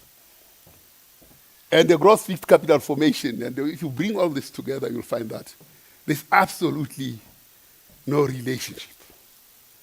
So why do we do this thing when there's no relationship between inflation targeting and growth? And we whimsily say, oh, no, we protect the consumer. Now we are about to blame the poor South African who has also gone on strike in the bedroom, with growth being only 1.02% per annum. And now the GDP is 0.6%, and we want to say, well, now this GDP is lower than the birth rate. Now let's reduce the birth rate. Now, how are we going to have half a child per woman? So when we look at all these, you can see population growth rate low, gross fixed capital formation very, very low. Particularly in the last 15 years, we have had a serious hollowing out. So what have I measured in terms of that? This economy is a 21 trillion economy when you measure out in. I haven't even added the unpaid labor of women, which in Mexico they calculate in their GDP. If I add that, this economy will be about 27 trillion economy. Yet it is only 7 trillion. When you look at McDougall, when he looks at the marginal revenue equal to marginal cost, the monopolies would always want to operate at the first crow of the cock, where marginal revenue equal to marginal cost. That's where they stop production. They will not go on to the oo. They will rather stop at the V. Because on the oo, that's where you expand, where you increase employment, when you expand. Now, what is the occupation of factories? 27, 23% vacancy rate. So the capitalists are on strike. So this economy is constrained to 7 trillion from at least 21 trillion. You see, using out-in, I tell you where the ripping off is, the big hole. The mines in the Free State and in the KwaZulu-Natal, and this is from 1996, 2001, 2011, 2022. And this is the equation that calculates that vortex, where you are looking at the yield times price, times labor, times capital, minus that. When you subtract, when you get that, you get this rupture of 14.3 trillion. Which is now the vortex that makes South Africa a country that doesn't grow 7 trillion only, in a country that should be 21 trillion. So this is the cumulative sovereign harm that has happened in the last 32 years. So your results, longitudinal results, are not unsurprising.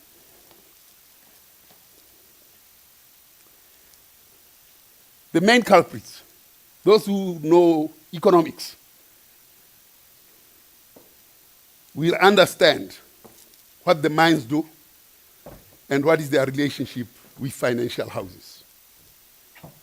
5.1 trillion by mining, 3.9 trillion by finance, manufacturing 2.8 trillion because we don't process what we have, we let it go.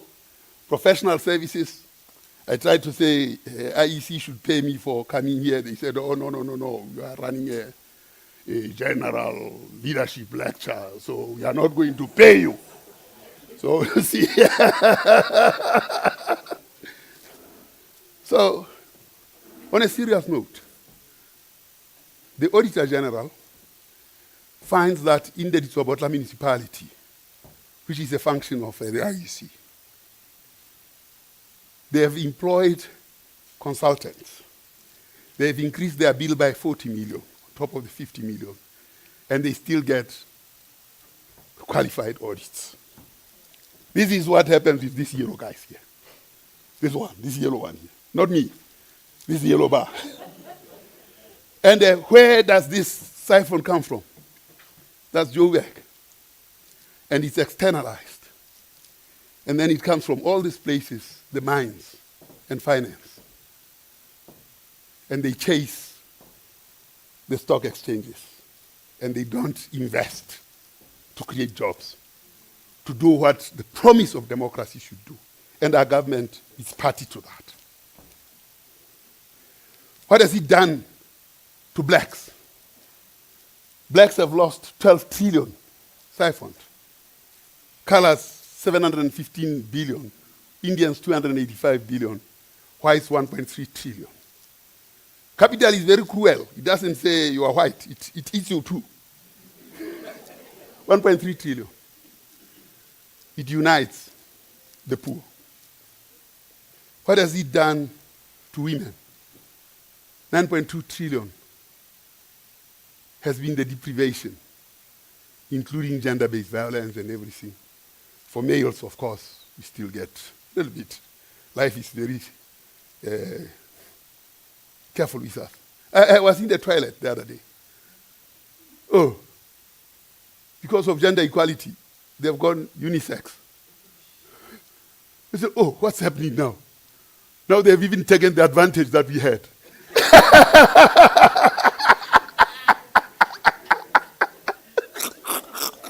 I mean, how do you get deprived? No wonder why the Afrikaners are saying, no. They want compensation for land grab.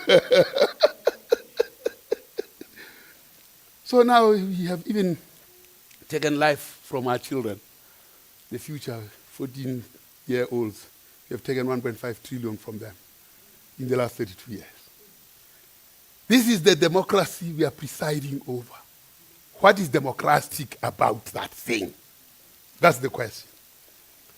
What does the labor forensic thesis on this disappearance? Well, that is unassailed. I mean, there's evidence. You can test this. Now you can see what the region A is, financial services, financial that, and then the vortex culture, what the vulture, co-vortex, confirming that the regions have been deprived of their work. So now I wanted to come to this here as quickly as possible. Now what you see here is a graph of educational performance. And I got beaten by blade in Zimande. When I showed them this graph, I said, blacks are losing out. They are doing absolutely useless to teach them they are a thief. So here is the starting line, and we are heading that side. And I want to, there's a clicker, eh? Oh, well, that was keeping me. If I used the clicker, I wouldn't have, my computer wouldn't have fallen. But it's not moving, huh? Oh, okay. Oh, it's moving. You see what is happening there. When a graph goes up that way, it means you are progressing. When it goes down that way, it means you are. So that was what I fought with blade for this graph. I say, but these are numbers. This is evidence. While in the 70s, Commissioner Mashinini, the churches will pay for everything for you to go to university as a black person. You would progress and finish that in time. Now, they say, no, we'll only pay for your books. We'll only pay for this. Now you spend 7 years trying to finish a degree.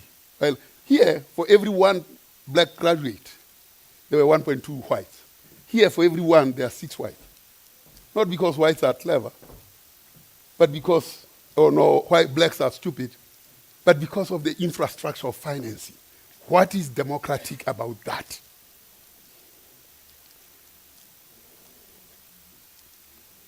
Now, I've just done an analysis on the Statistician-General's data to show that that trend is actually continuing.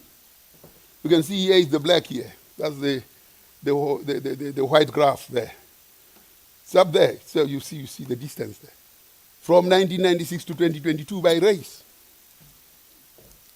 The Indians have shown a different trend. And there is a reason for that. In 1953, on the 25th of September, in the Parliament of South Africa, Verwoerd said, what's the use of teaching Bantu child mathematics when it can't use it in practice? And that is what changed the Indian graph. They opened their own schools and did mathematics. So when Gulam is sitting behind the counter, ugly the hair appearing there. Oh, no, the future is not in that business. The future is to be a doctor, be that. And now, the expenditure, or rather the quintile, 40% of Indians are on the top quintile, against 13%, because the blacks are the Land Act. So they have to stay at 13%, whether it's a quintile income or whatever it is, it must be 13. Whatever the issue is, must be 13%. It was ordained by God. So now, you see, here is the problem. This is where we should be as black people. That thing there. It's not a discotheque. That's where we should be. But unfortunately, we are here. That's the gap. Whites are where they should be. You can see that already there. That's the gap. That's the deficit of democracy. So what is the IEC doing?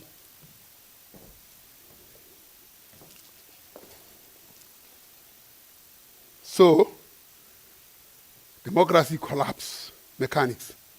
How does that happen? That's Santon, the red, and Alex, the blue. Alex keeps only 15%, Santon takes 90%. Surely,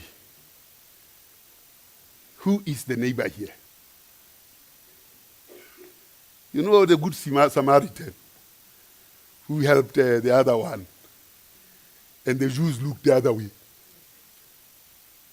That's what Santon is doing there in Alex. They look the other way. What is the IE saying about that as an economic model? You see, the labor disappearance index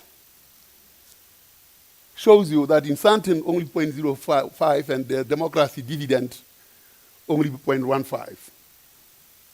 Always the democratic dividend is higher than the labor disappearance index.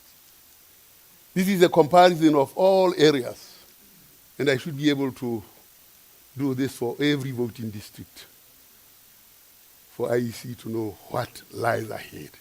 It's not something that you can solve by the next election, but it is a constitutional issue. Now, you saw that, Alex, eh? See how they are close. Only 60, 70 meters across the road. Santin and Alex. But when you do more than I, you have to ask yourself, is Alex here the neighbor of Santin? They are not. Absolutely not. And this is what we are presiding over. And we are saying we are doing economic policy. Now, you see the green there is the labor disappearance index, and below here is democracy. Or rather, the democracy, the green one is democratic collapse, and labor disappearance below here. And you can see in Santin and Santin, those are moving just but. In Alex, everything has collapsed. The red ones, the red and the orange, they cross like a scissors, you know.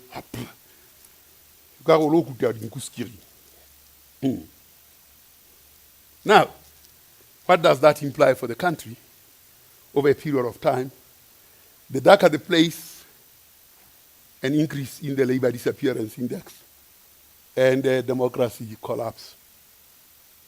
66% of the country says democracy has collapsed.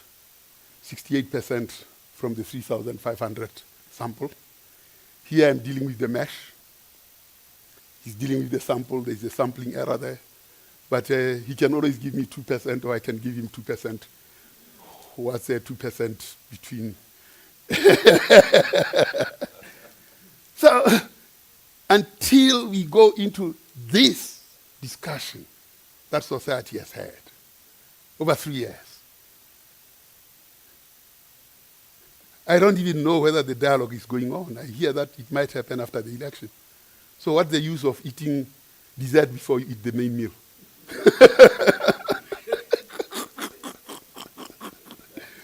So, and to allow that, I wrote in 2024, why are we going to an election and not deal with the issues that concern us before an election? What's the election for? What is the democracy for? What is the constitution for? If we can't deal with the pain that we are having. So, how do we anchor this? We need to deal with the asset base, the agency and the security, and deal with the Nagalamuhu. There are a number of recommendations I make. They are in my document about children, students, and everything. There is the issue of the idiot, again, coming in. And what is a strategic imperative for the IEC? It's all written there that the IEC is a lever of real democracy, not the blue thing that comes on my thumb here, on the nail thumb. No, it's not democracy, that one. Democracy is about material things that Amelka Cabral talks about.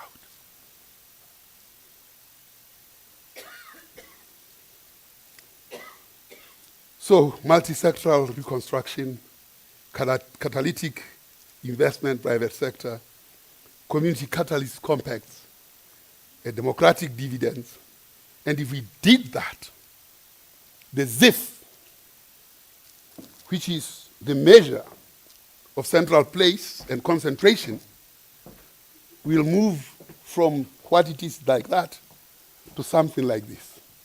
And there are things that we have to determine in the policy space to say, where do we want our ZIF to be? And what will it take to get it there? There's nobody talking about that in the National Development Plan. They're just talking that we want to be 14% and no. And then they fall off the stage like my computer. So, when a 90% Sand and siphon sits side by side with 15% Alex retention, you have to ask the question whether we are not a country of idiots. Secondly, when a 90% Sand and siphon sits side by side with 15% Alex retention, you have to ask what is democratic about South Africa.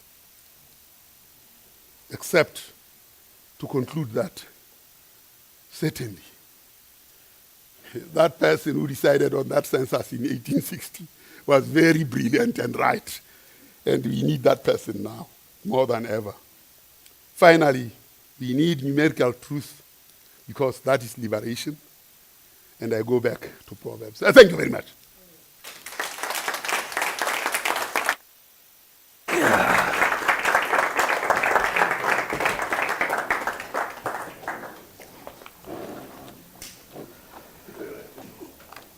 Thank you very much, Dr. Lehohla. It's always interesting to listen to your presentations. You always go to the core, whether we listen or not. It's something else. Ladies and gentlemen, we're not doing well when it comes to time, but I also realize that the program doesn't have a comfort break. And I'm not sure whether I would be doing injustice just to give us 5 minutes comfort break. We come back at 12 o'clock so that Tasneem can respond to the presentation. Can we take those few minutes and come back at 12 o'clock?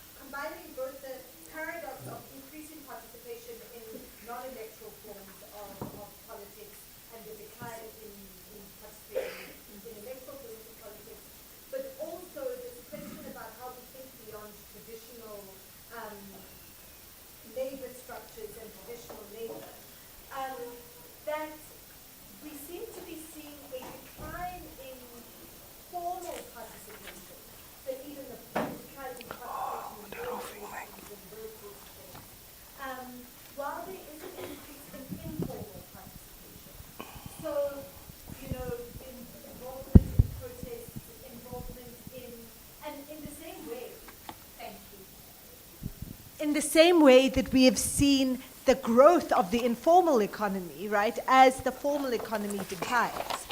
And so I think there's a big structural question for our democracy about how do you sustain formal participation or participation in formal democratic structures in the context of an informalizing of your economy. Can you bridge the gap between an increasingly informal economy and increasingly informal economic participation with continued interest in formal institutions? Because even the ways of organizing people to participate in those informal institutions, in those formal institutions, so the role of the labor movement, the role of teachers and, in working for the IEC, they've really experienced it and really used it good at herding cats. That's one of the things that's really useful about those sorts of people for election management. But as you've got a decline in formal participation in the economy, what does that mean for our formal institutions of politics? And then my question to Prof. Roberts, to Dr. Roberts, I was so struck by the 70% low political interest, of reported low political interest. Yet, we have people watching Madlanga Commission like it's Bold and the Beautiful. We have so much activity. So politics is in a lot of ways South Africa's biggest spectator sport. How do we square that? And I'd just love to hear your thoughts about how that, how to make sense of that statistic. Thank you.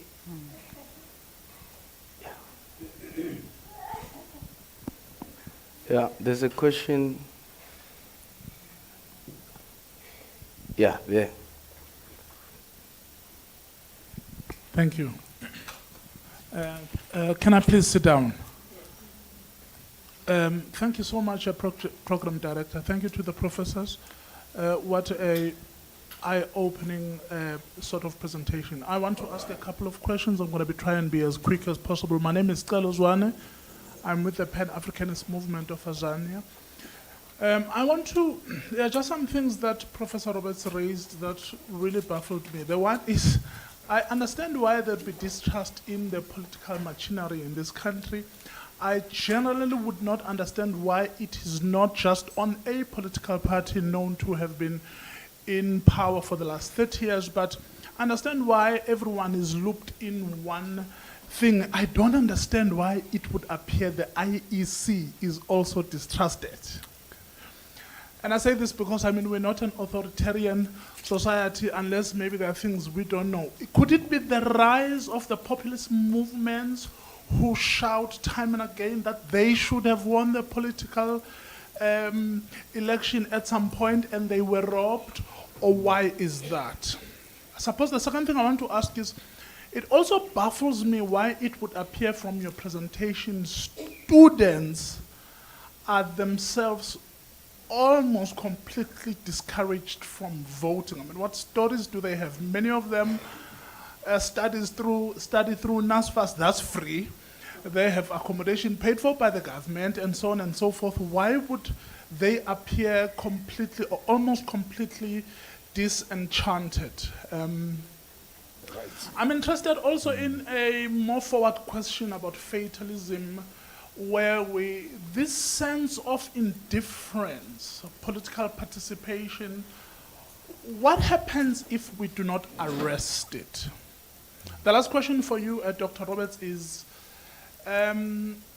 it was not clear from the presentation what sector that worry about future jobs and employment is prevalent. Is it everywhere? Or is it maybe, in the, like people who do graphic design, everyone designs their own posters these days. Okay. Dr. Lehohla, for you very quickly. How many questions are you? Two more, that's it. Please. I'm glad you asked me when I had done almost all my questions. Dr. Lehohla, how does the tire meeting the tarmac look like?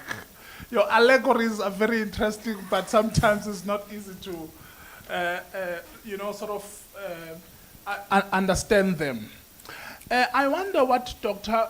Lehohla has to say about what I consider a faulty method through which Stats SA gathers their statistics. If statistics must inform government policy, the method has to give confidence that, it's closer to realistic as they should. I listened to a conversation of the current statistician being asked about the foreign national question, and he told us that there are about 3 million foreign nationals in South Africa, both legal and illegal. And how they gather that information, they come to your house, they say, hi, are you born here or are you not born here? If you say, I'm born here, they say, oh, nice. So they don't say, but your accent seems wrong. Then they say, if you're not born here or not, but let's just focus on not born here.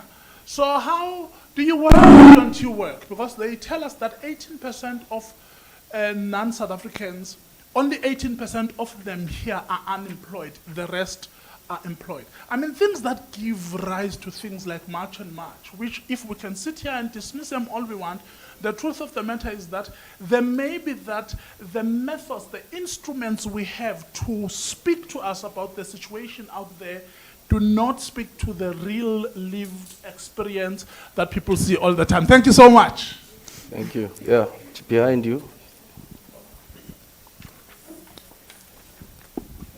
Maybe let me stand up.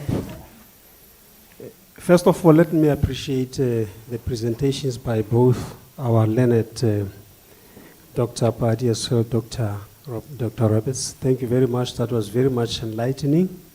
My name is Raymond, and I come from the ACDP. Maybe for those who don't know, that is African Christian Democratic Party.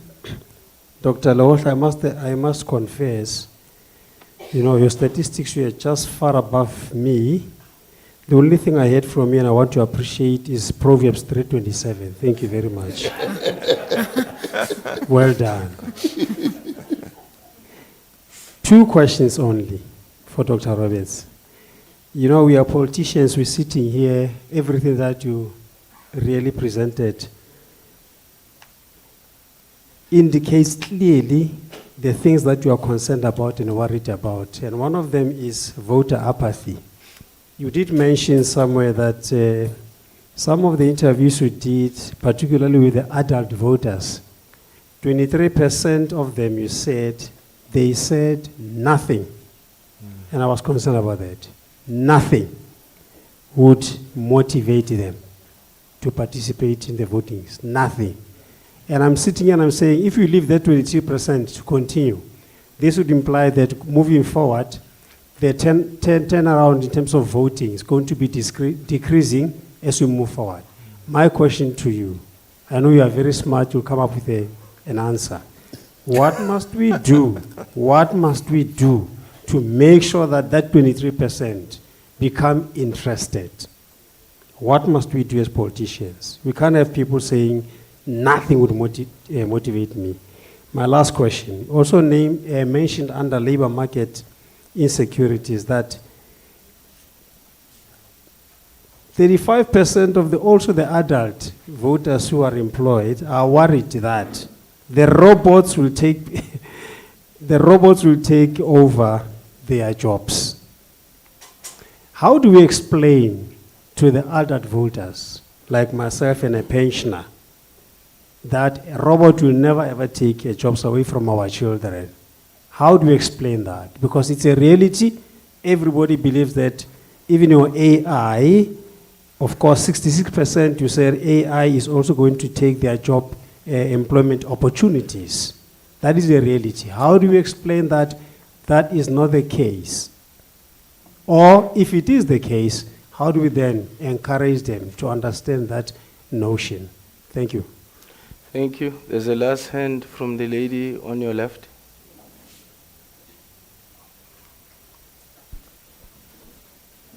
Thank you very much. Yes. Okay, thank you. Thank you so much to the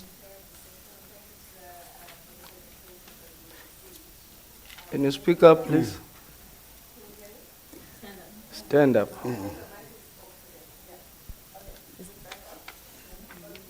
Yeah, maybe let me try it.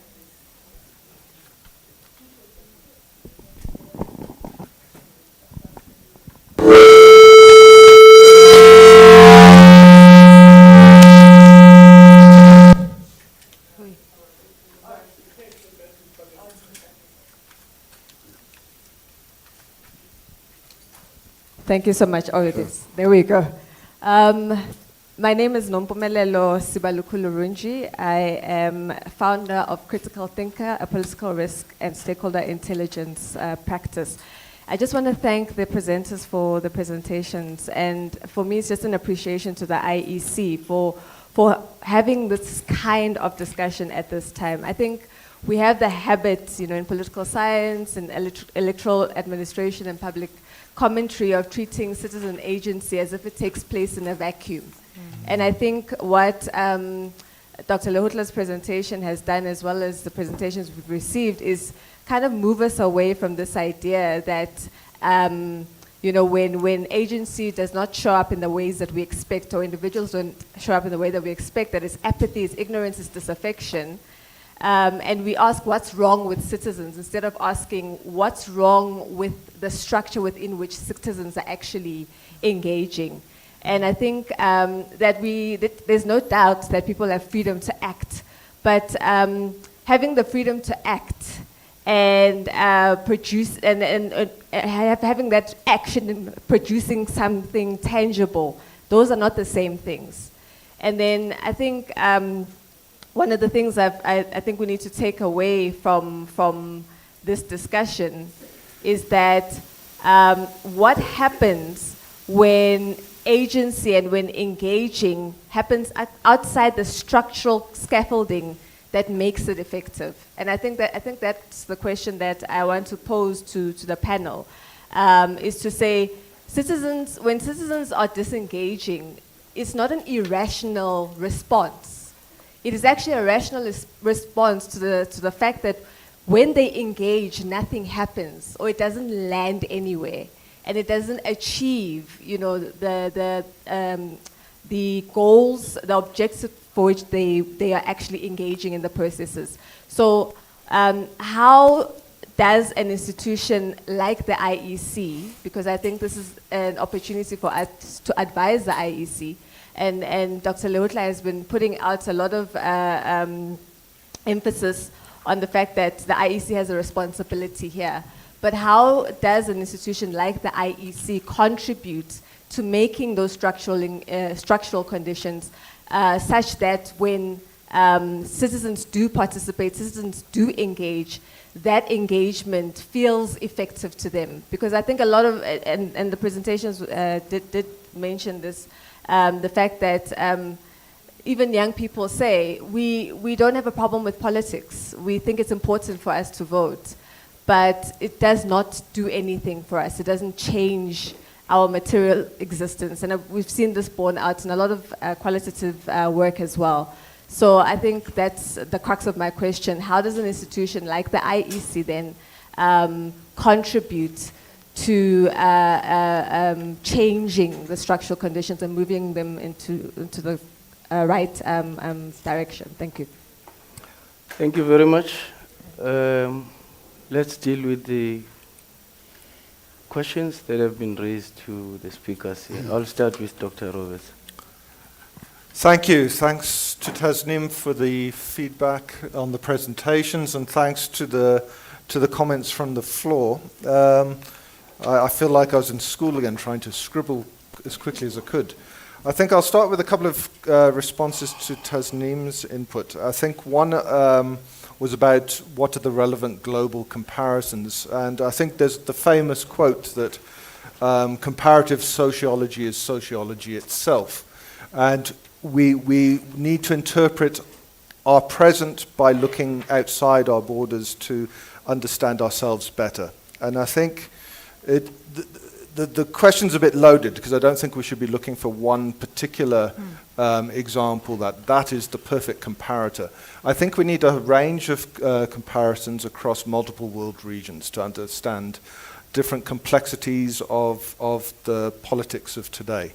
And I think even if we look at the rise of, for instance, authoritarian populism in the States, I think that has, and the public opinion response and how it's resonated, I think that has lessons for us and perhaps a forewarning for South Africa. So I think we need to look at a different range of aspects, from issues of the rise of certain types of political ideology and its bearing on political behavior, and also in a context of cases like where there's been particular dips in the public predispositions towards democracy. Are we, like I tried to do with some of the Afrobarometer data, are we similar or exceptional, and in what way, and what does it tell us? Just a point about qualitative data, I think it's a crucial point. We're focusing on a lot of numbers today, and I think that there's a huge space for the qualitative insight to deepen that understanding further, to understand intrinsic motivations for the big patterns we see. That we're dependent on both types of information. The qualitative or ethnographic research as well needs to go deeper and understand some of the emerging dynamics better. We can then feed that back into asking the right kind of questions in our surveys. I think, just to point on the pandemic, I think the pandemic has had an impact. That combined now with the cost of living crisis. And this, we seem to kind of feel like we've moved on from the pandemic, but the shadow of the pandemic still remains socioeconomically, the impacts that households have had through loss, through morbidity, different forms of illness, lingering illness, loss of incomes and livelihoods, even in the face of mortality, COVID mortality, and obviously the strain households have faced. So some of the dynamics and the response to these big crises are what we see reverberating through the data again. So one of the things, I live in eThekwini, and one of the things that we still talk about, and it's important that it's July 26, 5 years after the 21 unrest. And again, that is something that we've seen. Why is KZN looking so distinctive, for instance, in some of the democratic and voting attitudes? And it's partly seems to have coalesced around the lead up and aftermath of COVID-19 and the response to the social unrest. So KZN stands out very, very prominently from a spatial difference perspective. I can't answer everything because I want Dr. Lehohla also to engage with comments, but I think the political behavior, I think there were one or two comments from various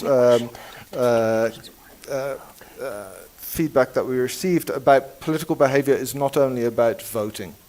And I think it encompasses a whole range of norms of participation. And I think that's crucial to factor in. You know, the whole, even this reference to the ballot and the brick is very, very binary.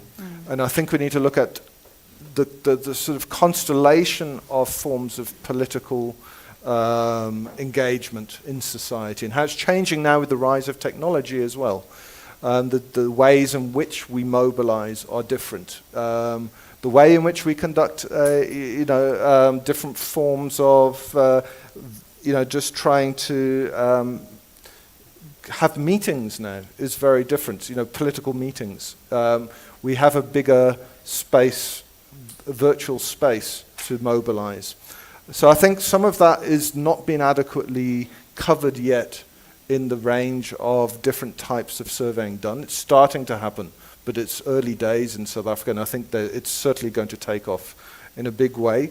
Its relationship to electoral politics more narrowly, I like to think, obviously we look at changing civic norms. The one thing I often come to is the issue around duty to vote.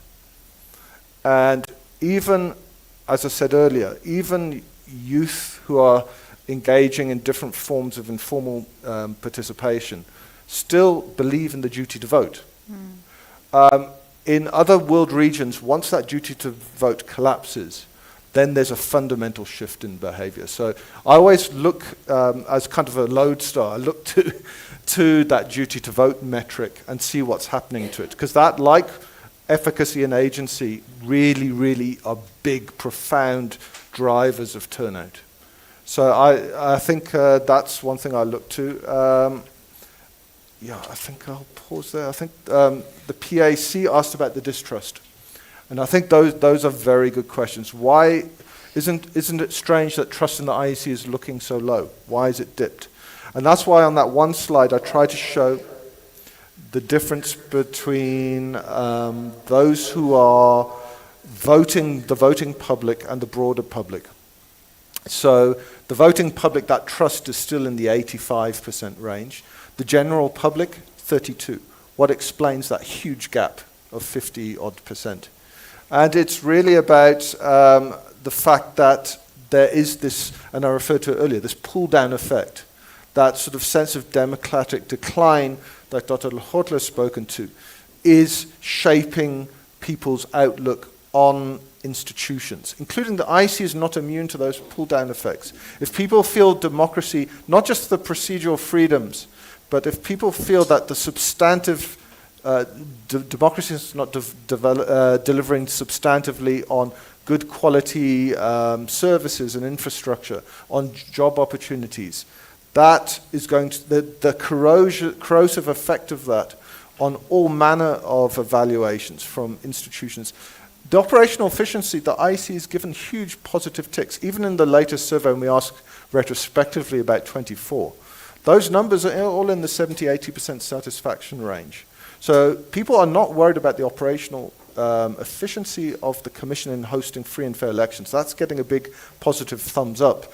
I think the problem is there's generally this prevailing negativity now about what's happening in the country generally, and is democracy living up to the promise of 94?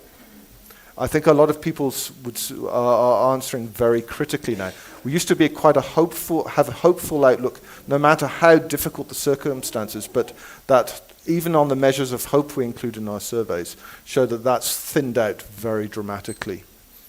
So I'll pause there. There are many others I can answer, but I'll let Dr. Lehohla respond as well. No, thank you very much, Dr. Roberts, and thank you for the questions that have been asked. My problem is that I can't read my handwriting. That's the big problem. Let me start with the question from the colleague from the Pan-African Congress, where the question is that say counting the numbers wrongly? I need to clear that. No, it is not. There are standard ways of calculating the GDP, the gross domestic product, that will be reported on every quarter, and then annual numbers. We are doing very badly in that one, almost less than 1% for the last 15 years against them. So what I say I have done is to challenge the international standard for measuring the GDP. And I'm challenging it. I used it myself for the 17 years I was in Status I was doing the same. So I'm confronting it and saying, this measure has a problem. I'm not the first to do so. The person who established it, Kuznets, was just trying to measure what the nations do and aggregate that. But then it has been so abused by politicians and everybody that it has lost meaning. That we are so hung up on the GDP, one figure. You say, oh, it's 3%, it's 4%. Yeah, it's working. Now, that kind of being hung onto this number as though it is the alpha and the omega has created a group of scholars who ask, oh, by the way, what is this thing? Amartya Sen, one of them, Sarkozy actually are challenging us at the Statistics Commission in 2012, saying that can we go beyond this thing called GDP? Stiglitz was the person who was in the commission, with the other one, Piketty, looking at inequality in the midst of this whole GDP. Ourselves at Oxford Human Development Initiative, OFI, looking at multidimensional poverty indices as things that we can try and work with to understand what's this thing called GDP. The SDGs are part of an array of groups of people that are. So what I have done, which came, the long story, and I am not going to explain the story behind. It will take us the whole day, and as I muse on it. But what I have done is to create instruments that these leftist economists and social scientists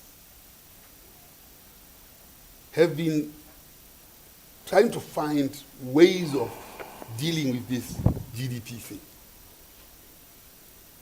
The nearest we came to it was the satellite accounts on national accounts, the unpaid work of women. Those are the two things that we tried to bring into this.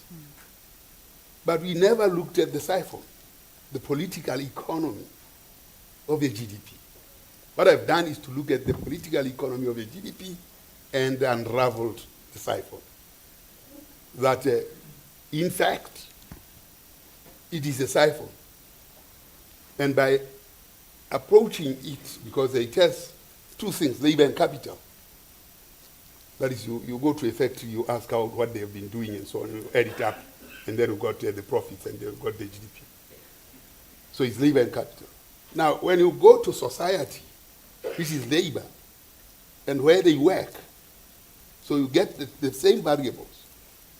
When you do that, I'm simplifying a very complex process, but when you do that, there is a big gap. One of the big gaps is the head office effect of Gauteng being 36% of the GDP, when in actual fact it is not. So Sandton becomes a siphon and facilitates the movement of resources out of South Africa to other destinies, because the reporting has blindsided the areas where these things are done. That is what I was saying. Statistician is perfectly doing the GDP as I did it, we did it, but what I brought to bear is the methodological process that actually says, the concerns we have always had by all the scholars I've mentioned, I've got the system to calculate that. And now, it's available. So I wanted to just clear that my successor would kill me if I didn't defend him. Therefore, let's try to be precise, yes, okay. Dr. Lehohla. Now coming to the questions that were asked. The first one, I mean, you have asked so many questions that are very difficult, and adding to it that I can't read my handwriting. It makes it impossible. But on the methods, I think I've explained these methods, methodological approach of calculation, qualitative data. In fact, we should be able, using this method, because it starts out in from 100 households, building that up that way. Now you have the opportunity to look at qualitative methods of what is happening there, and you can already see cause and effect using. So the GDP now gets tamed in a manner that you deal with the downside effects of it, just as I've indicated. Yes, indeed, I think the framing of the labor disappearance index is more a euphemism of the deplorable ways in which capital has dispensed with labor. So that really is a euphemism. And that in itself making people disappear from their democratic participation. And that correlation, in fact, it's not correlation, it's causality, you can see it. It's causality. And to the extent that it is growing astronomically, the question is, where will it end? Sure. And given our politics of low turnout, the politicians will have a turnout of 10%, and we don't have thresholds in South Africa as to how many people should have voted. Then we will be right in the middle of Socrates' merchant politicians who are going to exchange seats in parliament. And they'll tell us, those who refuse to vote, that you made a democratic choice not to vote. That's your problem, not our problem. And when that happens, we will then be a vulture culture, because these guys will be cannibalizing themselves in there. And the public will be watching helplessly. And that is why I'm saying, no, there has been a conversation here of 30 years. I have provided a profile of that conversation, digested it and gone deep into it, looking at 75 variables that we can report on. I can use that as a platform for children who are 10 years now to try and use that rich longitudinal data to see what their future will be. And that, when they see that, must trigger a national conversation as to whether what they see is what they want. That will refresh the politics and will increase participation, because it is at an infinitesimal that way. Every person will be able to participate. And that is what I'm wishing for, that perhaps IEC must take advantage of this rich data set. I'm not creating my data. Of course, I was Statistician-General, so I trust my data. It is high quality data. It is reputable. It must be in the hands of churches, children, parents, and everything, actors and everybody, long before the election. First, to activate registration. Second, even if registration is low, to plant consciousness in society so that we can begin to be active citizens. And then we can go into artificial intelligence with a clearer mind as to how do we deal with these things. Because this is a conversation that people have had over 30 years on 70 variables taken longitudinally and then analyzed statistically. And then worked with new surveys. The validity of this method is amazing when you see the consistency that you see with China, Norway, and Germany behaving the same or similarly against South Africa and others that are siphons. But it is that approach, out in, ground up, and tying all that up. That's the power that citizens must have in their hands, because it is playing back and helping them now interpret themselves, and then they can add quality. How does this now, of course, then that will create social movements, I'm sure. And politicians, we should give people data instead of T-shirts and food parcels. That's what.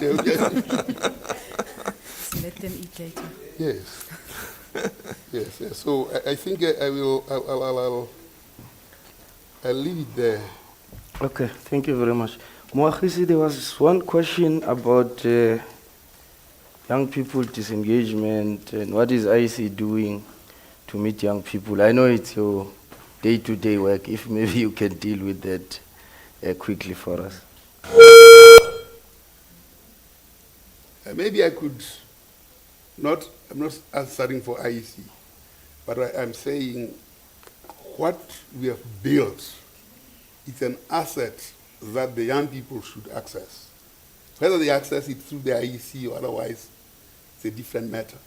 But I think the IEC should use its agency to activate the young people's agency through this data, because they can say, I'm a 20-year-old.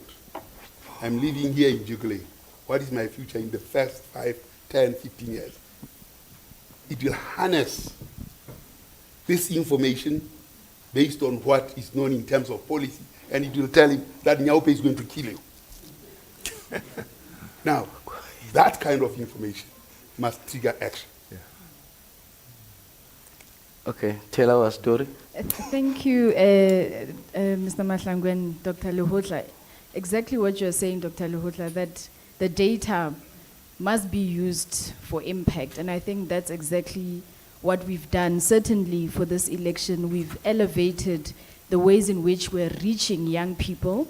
And I love the suggestion around, going to people where they are. That is our outreach strategy, certainly, is meeting young people and generally citizens where they are. And I think we've used music this time around. We've got an exciting show on SABC1 called Beats for My Peeps. Please do watch it tomorrow, 6 p.m. on SABC1. And those are some of the ways in which we're utilizing musicians. We've got big musicians, we've got up-and-coming musicians, but also content creators that we've put together to begin having a conversation, but starting with the things that interest them. And by so doing, you're showing how, through music, through sports, through just being creative, how that relates to a rich lived experience of democracy. Those things are not far apart. In order to thrive even in music and culture, etc., democracy needs to work, economy needs to work so that you're able to sustain your talent and your art. And that's created amazing conversations through that show, but through all the other interventions, through radio. We've got radio drama integration on SABC, 13 radio stations.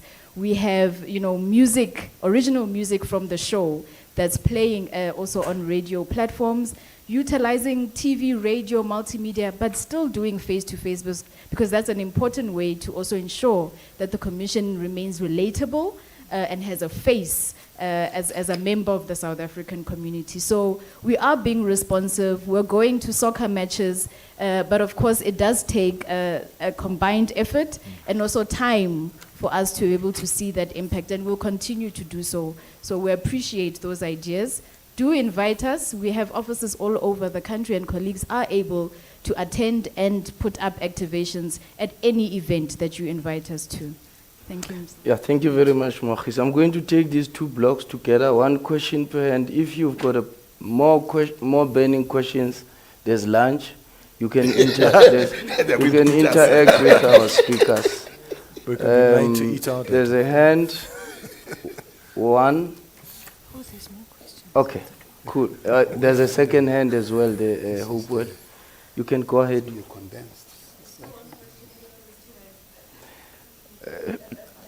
Okay, no, it's fine. You can ask both questions here.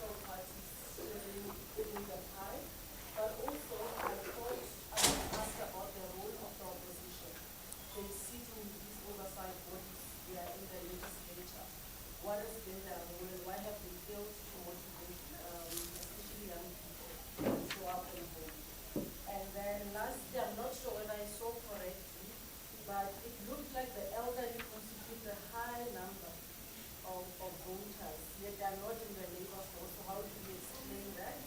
But I also want to, on a lighter note, to congratulate the legislator for using AI appropriately, because I know which tool he used and I found it quite amazing.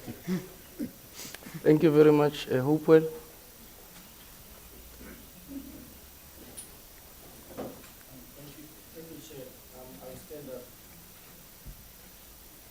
Thank you, Chair. I will stand up. My name is Hopewell Khadeb. I'm from the South African National Editors Forum. Dr Lehohla Dumela.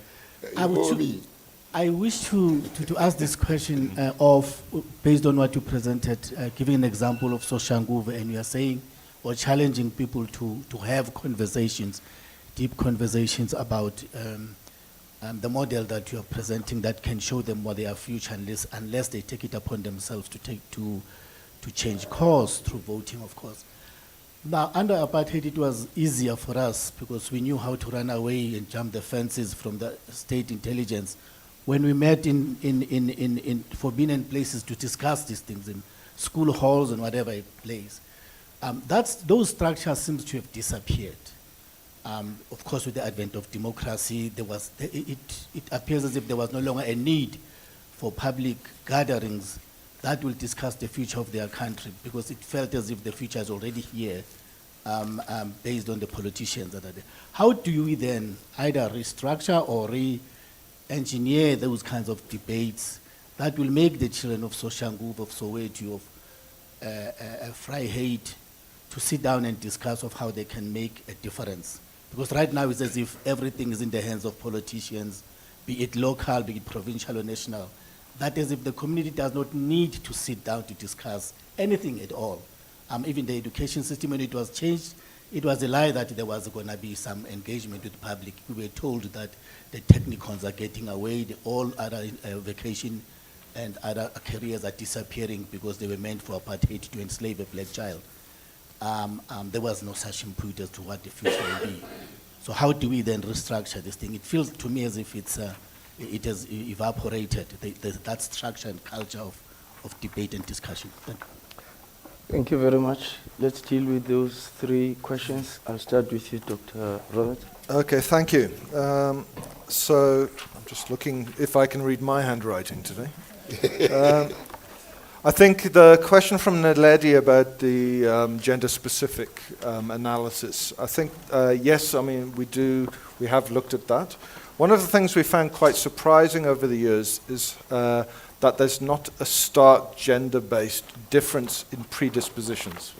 So the attitudinal factors which are referred to generally apply equally to men and women alike.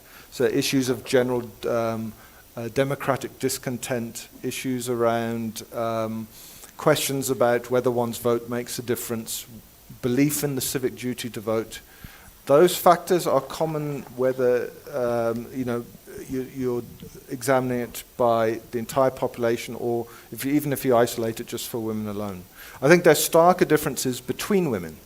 So we shouldn't treat women as a homogeneous block. And so we find strong patterning amongst women in rural versus urban, young versus older, and so on. So those patterns are a bit more distinctive than between gender differences. But thank you for raising that. I think it's something that didn't get enough airtime today.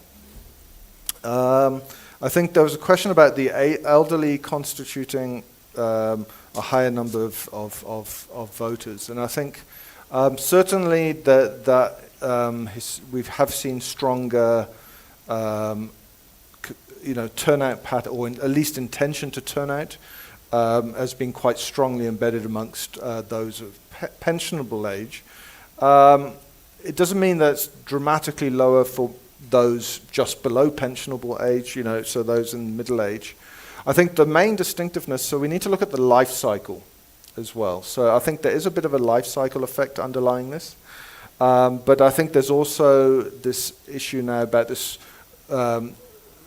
sort of skepticism of our time coming through, and a new generation of voter who hasn't yet, as I said earlier, hasn't had their formative electoral experience, The IEC will be quick to tell you from their own data that the youth that are registered and do turn out at higher rates than older South Africans.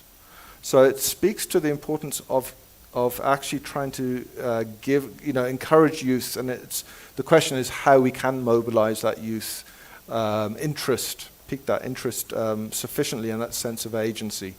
But once they do turn out, they tend to become more routine and participate at higher rates than older citizens. So I think that's something that's not often spoken about.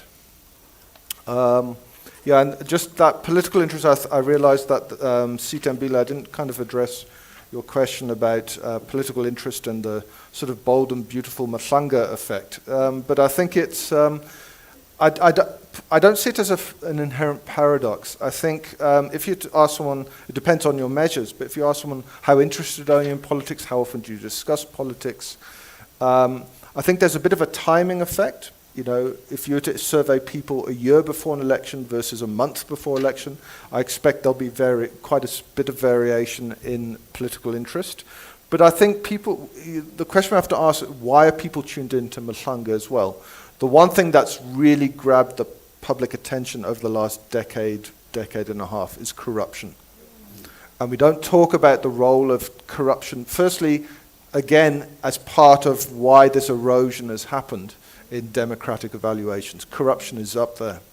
The other thing is, and perhaps it's unanswered yet, does that corruption mobilize turnout? People come out as a kind of issue. It's a salient issue for the public and the electorate, and they come out and cast a ballot for cleaner governance, let's say, and more accountability. But we historically have not been issue voters. We've been loyalist voters. And I think what we're seeing increasingly is what the political scientists are calling fluidity in our voting patterns.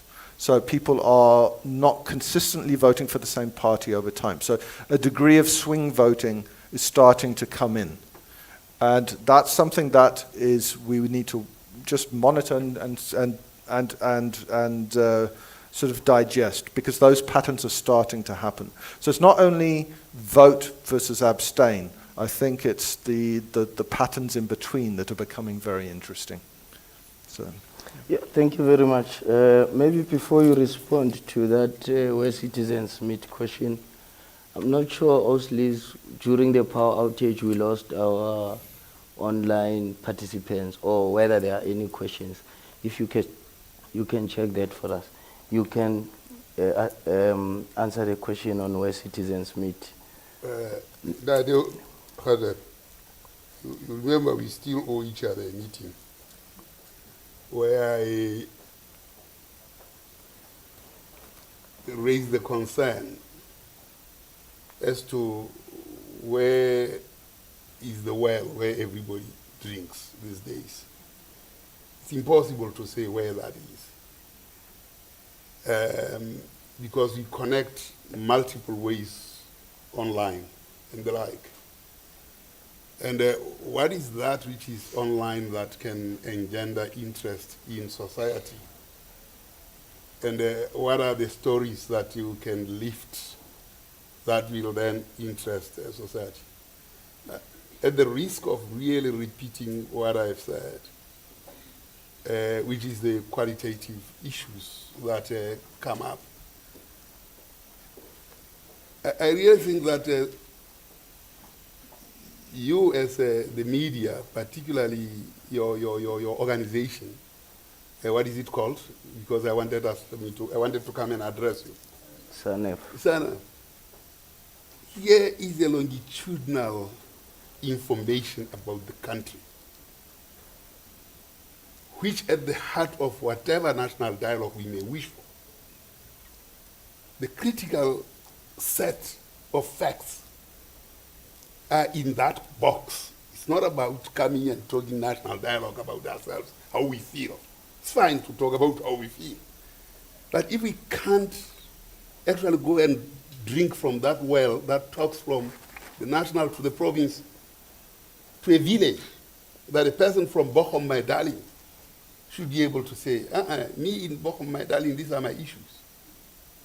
So I put that Jacqueline thing in social media just to illustrate at what level we are able to analyze the pain of South Africa. And that must be the basis of a national dialogue. So the people in Duke Lane must have that mirror in front of them and discuss it. No amount of national dialogue organized in air-conditioned spaces will actually work. It's useless. But people have to get their longitudinal experience. And based on that longitudinal experience, they must actually establish their manifestos. And you as the media must help them to do that. Because only that way we can exercise our politics. Without that, we'll go through the same totem, or rather drama again and again. We have that, it's there, it's people's, it's paid for by government, they've collected, it's been there all the time, we've activated it. So it must be in the hands of people, children, must be in the hands of the society, in their villages, everywhere. And then we design systems of its interpretation through drama, through everything, all over. It will be relevant to the people there. They'll then actually design solutions for themselves. Thank you very much. As our speakers descend the stage, let's appreciate them with a round of applause. Thank you very much. Thanks. Thank you. Yeah, I was informed that there are no questions from our online participants. Now, our last speaker is Judge Dr Pali, who's going to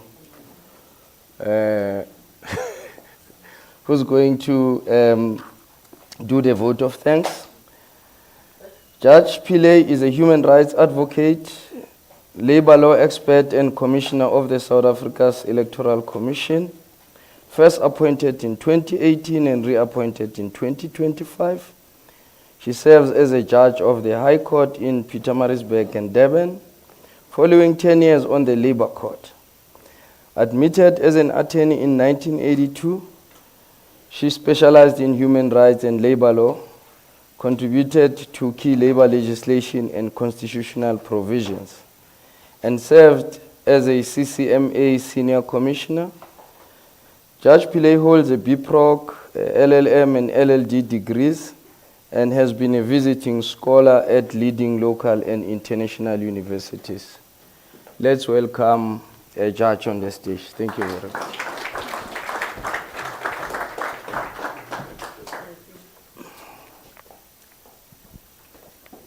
Thank you, George. That CV needs to be updated. I am happily retired. Like you, Doctor.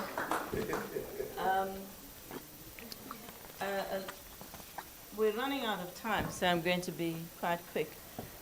The presentations have inspired me, as usual, to respond as a lawyer, as an adjudicator. And the first thought that comes to my mind is adjudicators make decisions, and so do voters. And there's an article by Lon Fuller,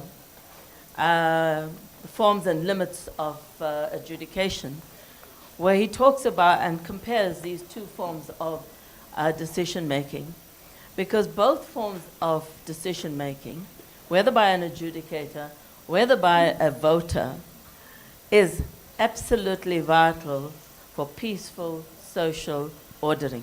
And that's the theme of his paper. And he goes on to say that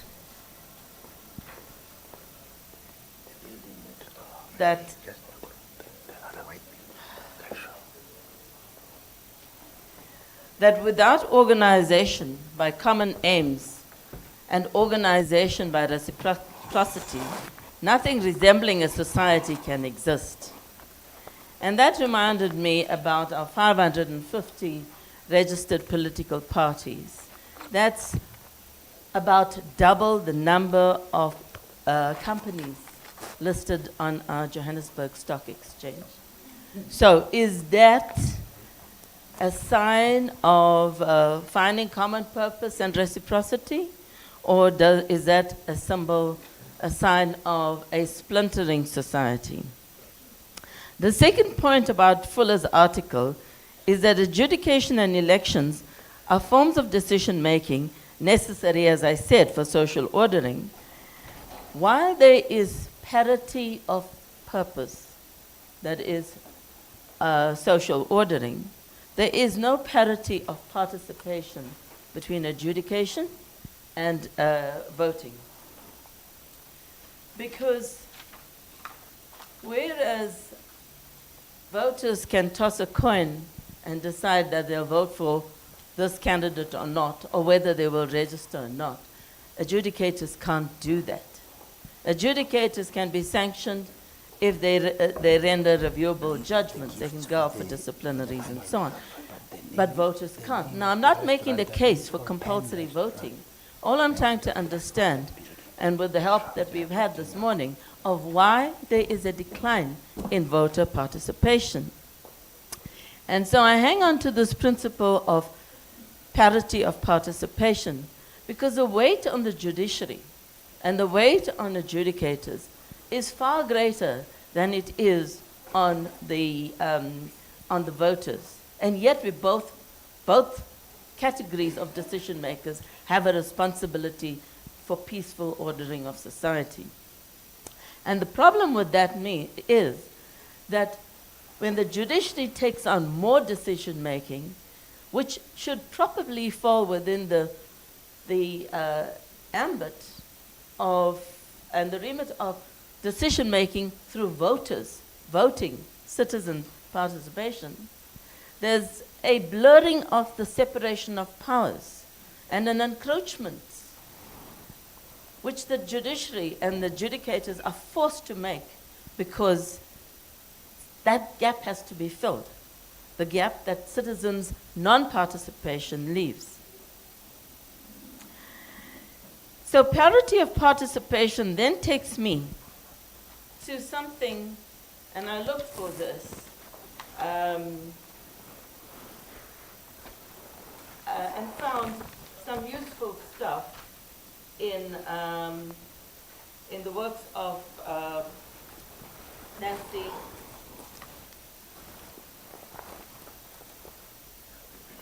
Fraser. And if you're looking for any of her stuff, our librarian will be very happy to give it to you. So Nancy Fraser coined the term parity of participation as a principle of social justice. It embraces the idea that social, economic, and political structures must enable everyone to interact with one another for a just society as equally enabled and empowered peers, regardless of disability, ethnicity, gender, sexuality, or social background. She advances 3 pillars of participation. First, equal distribution of material resources means distributing wealth to all of society so that there is an equally high standard of living, with everyone having the same or similar facilities and opportunities for acquiring wealth and social system. Dr.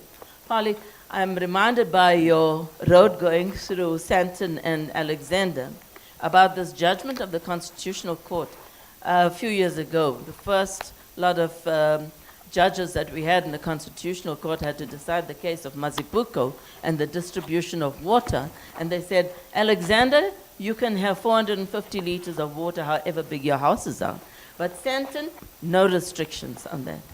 And then if you think about a different decision coming from that court about redistribution then, so about 15, 20 years ago, imagine how different our society would have been today.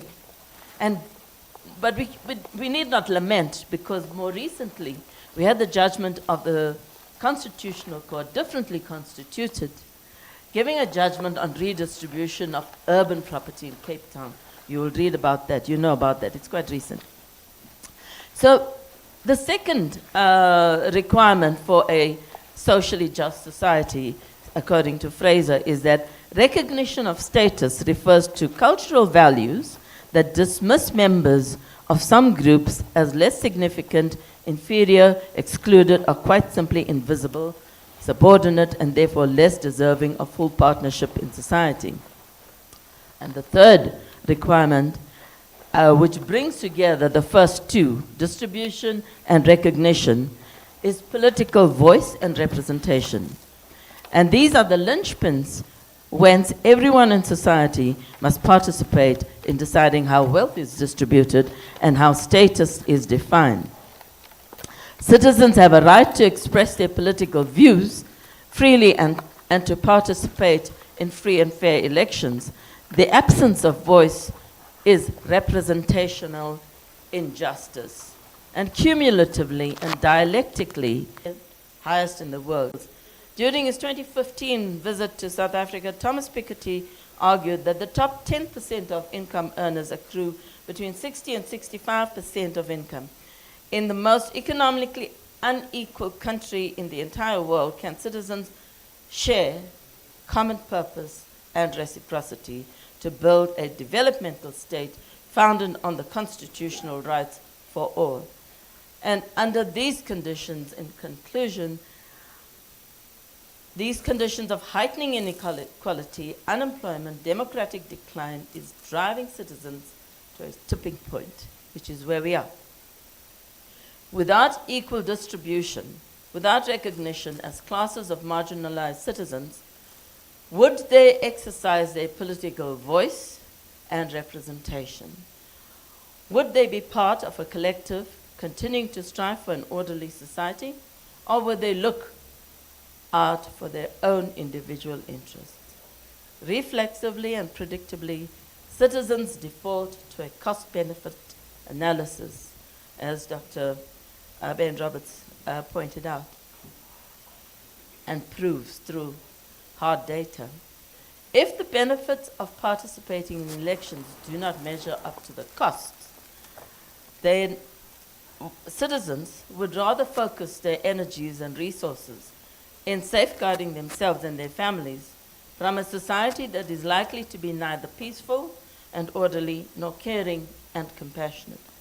The most that the Electoral Commission of South Africa can do, and Dr. Pali, you put a load on us here. What is the IEC going to do? The most we can do is to urge adult citizens to register to vote, and the second round is happening next week, on the 1st of August, to register to vote in the areas where they live and provide citizens with efficient electoral systems. Like taking horses to a watering hole, the Commission cannot force citizens to vote, but persuasion is the business of political parties and candidates. They would have to convince citizens that the benefits exceed the costs, and that doesn't mean buying their votes, of course. It means reimagining and delivering an orderly, peaceful society, ensuring there's distribution, ensuring there's recognition, and ensuring that people should exercise their voices. Thank you very much, and I want to thank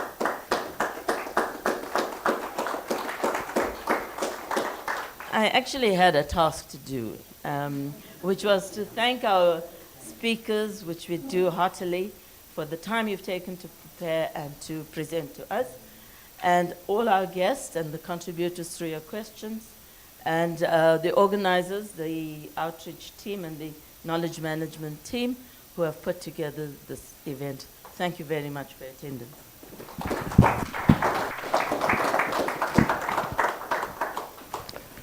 Thank you very much, Judge. We've got gifts. There's some token of appreciation for our guests. If they can come over to receive their gifts.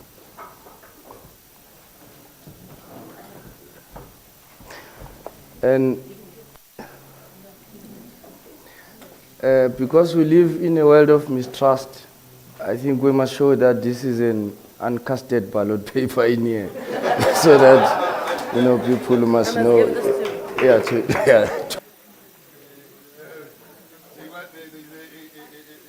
We have to show that we received the gift.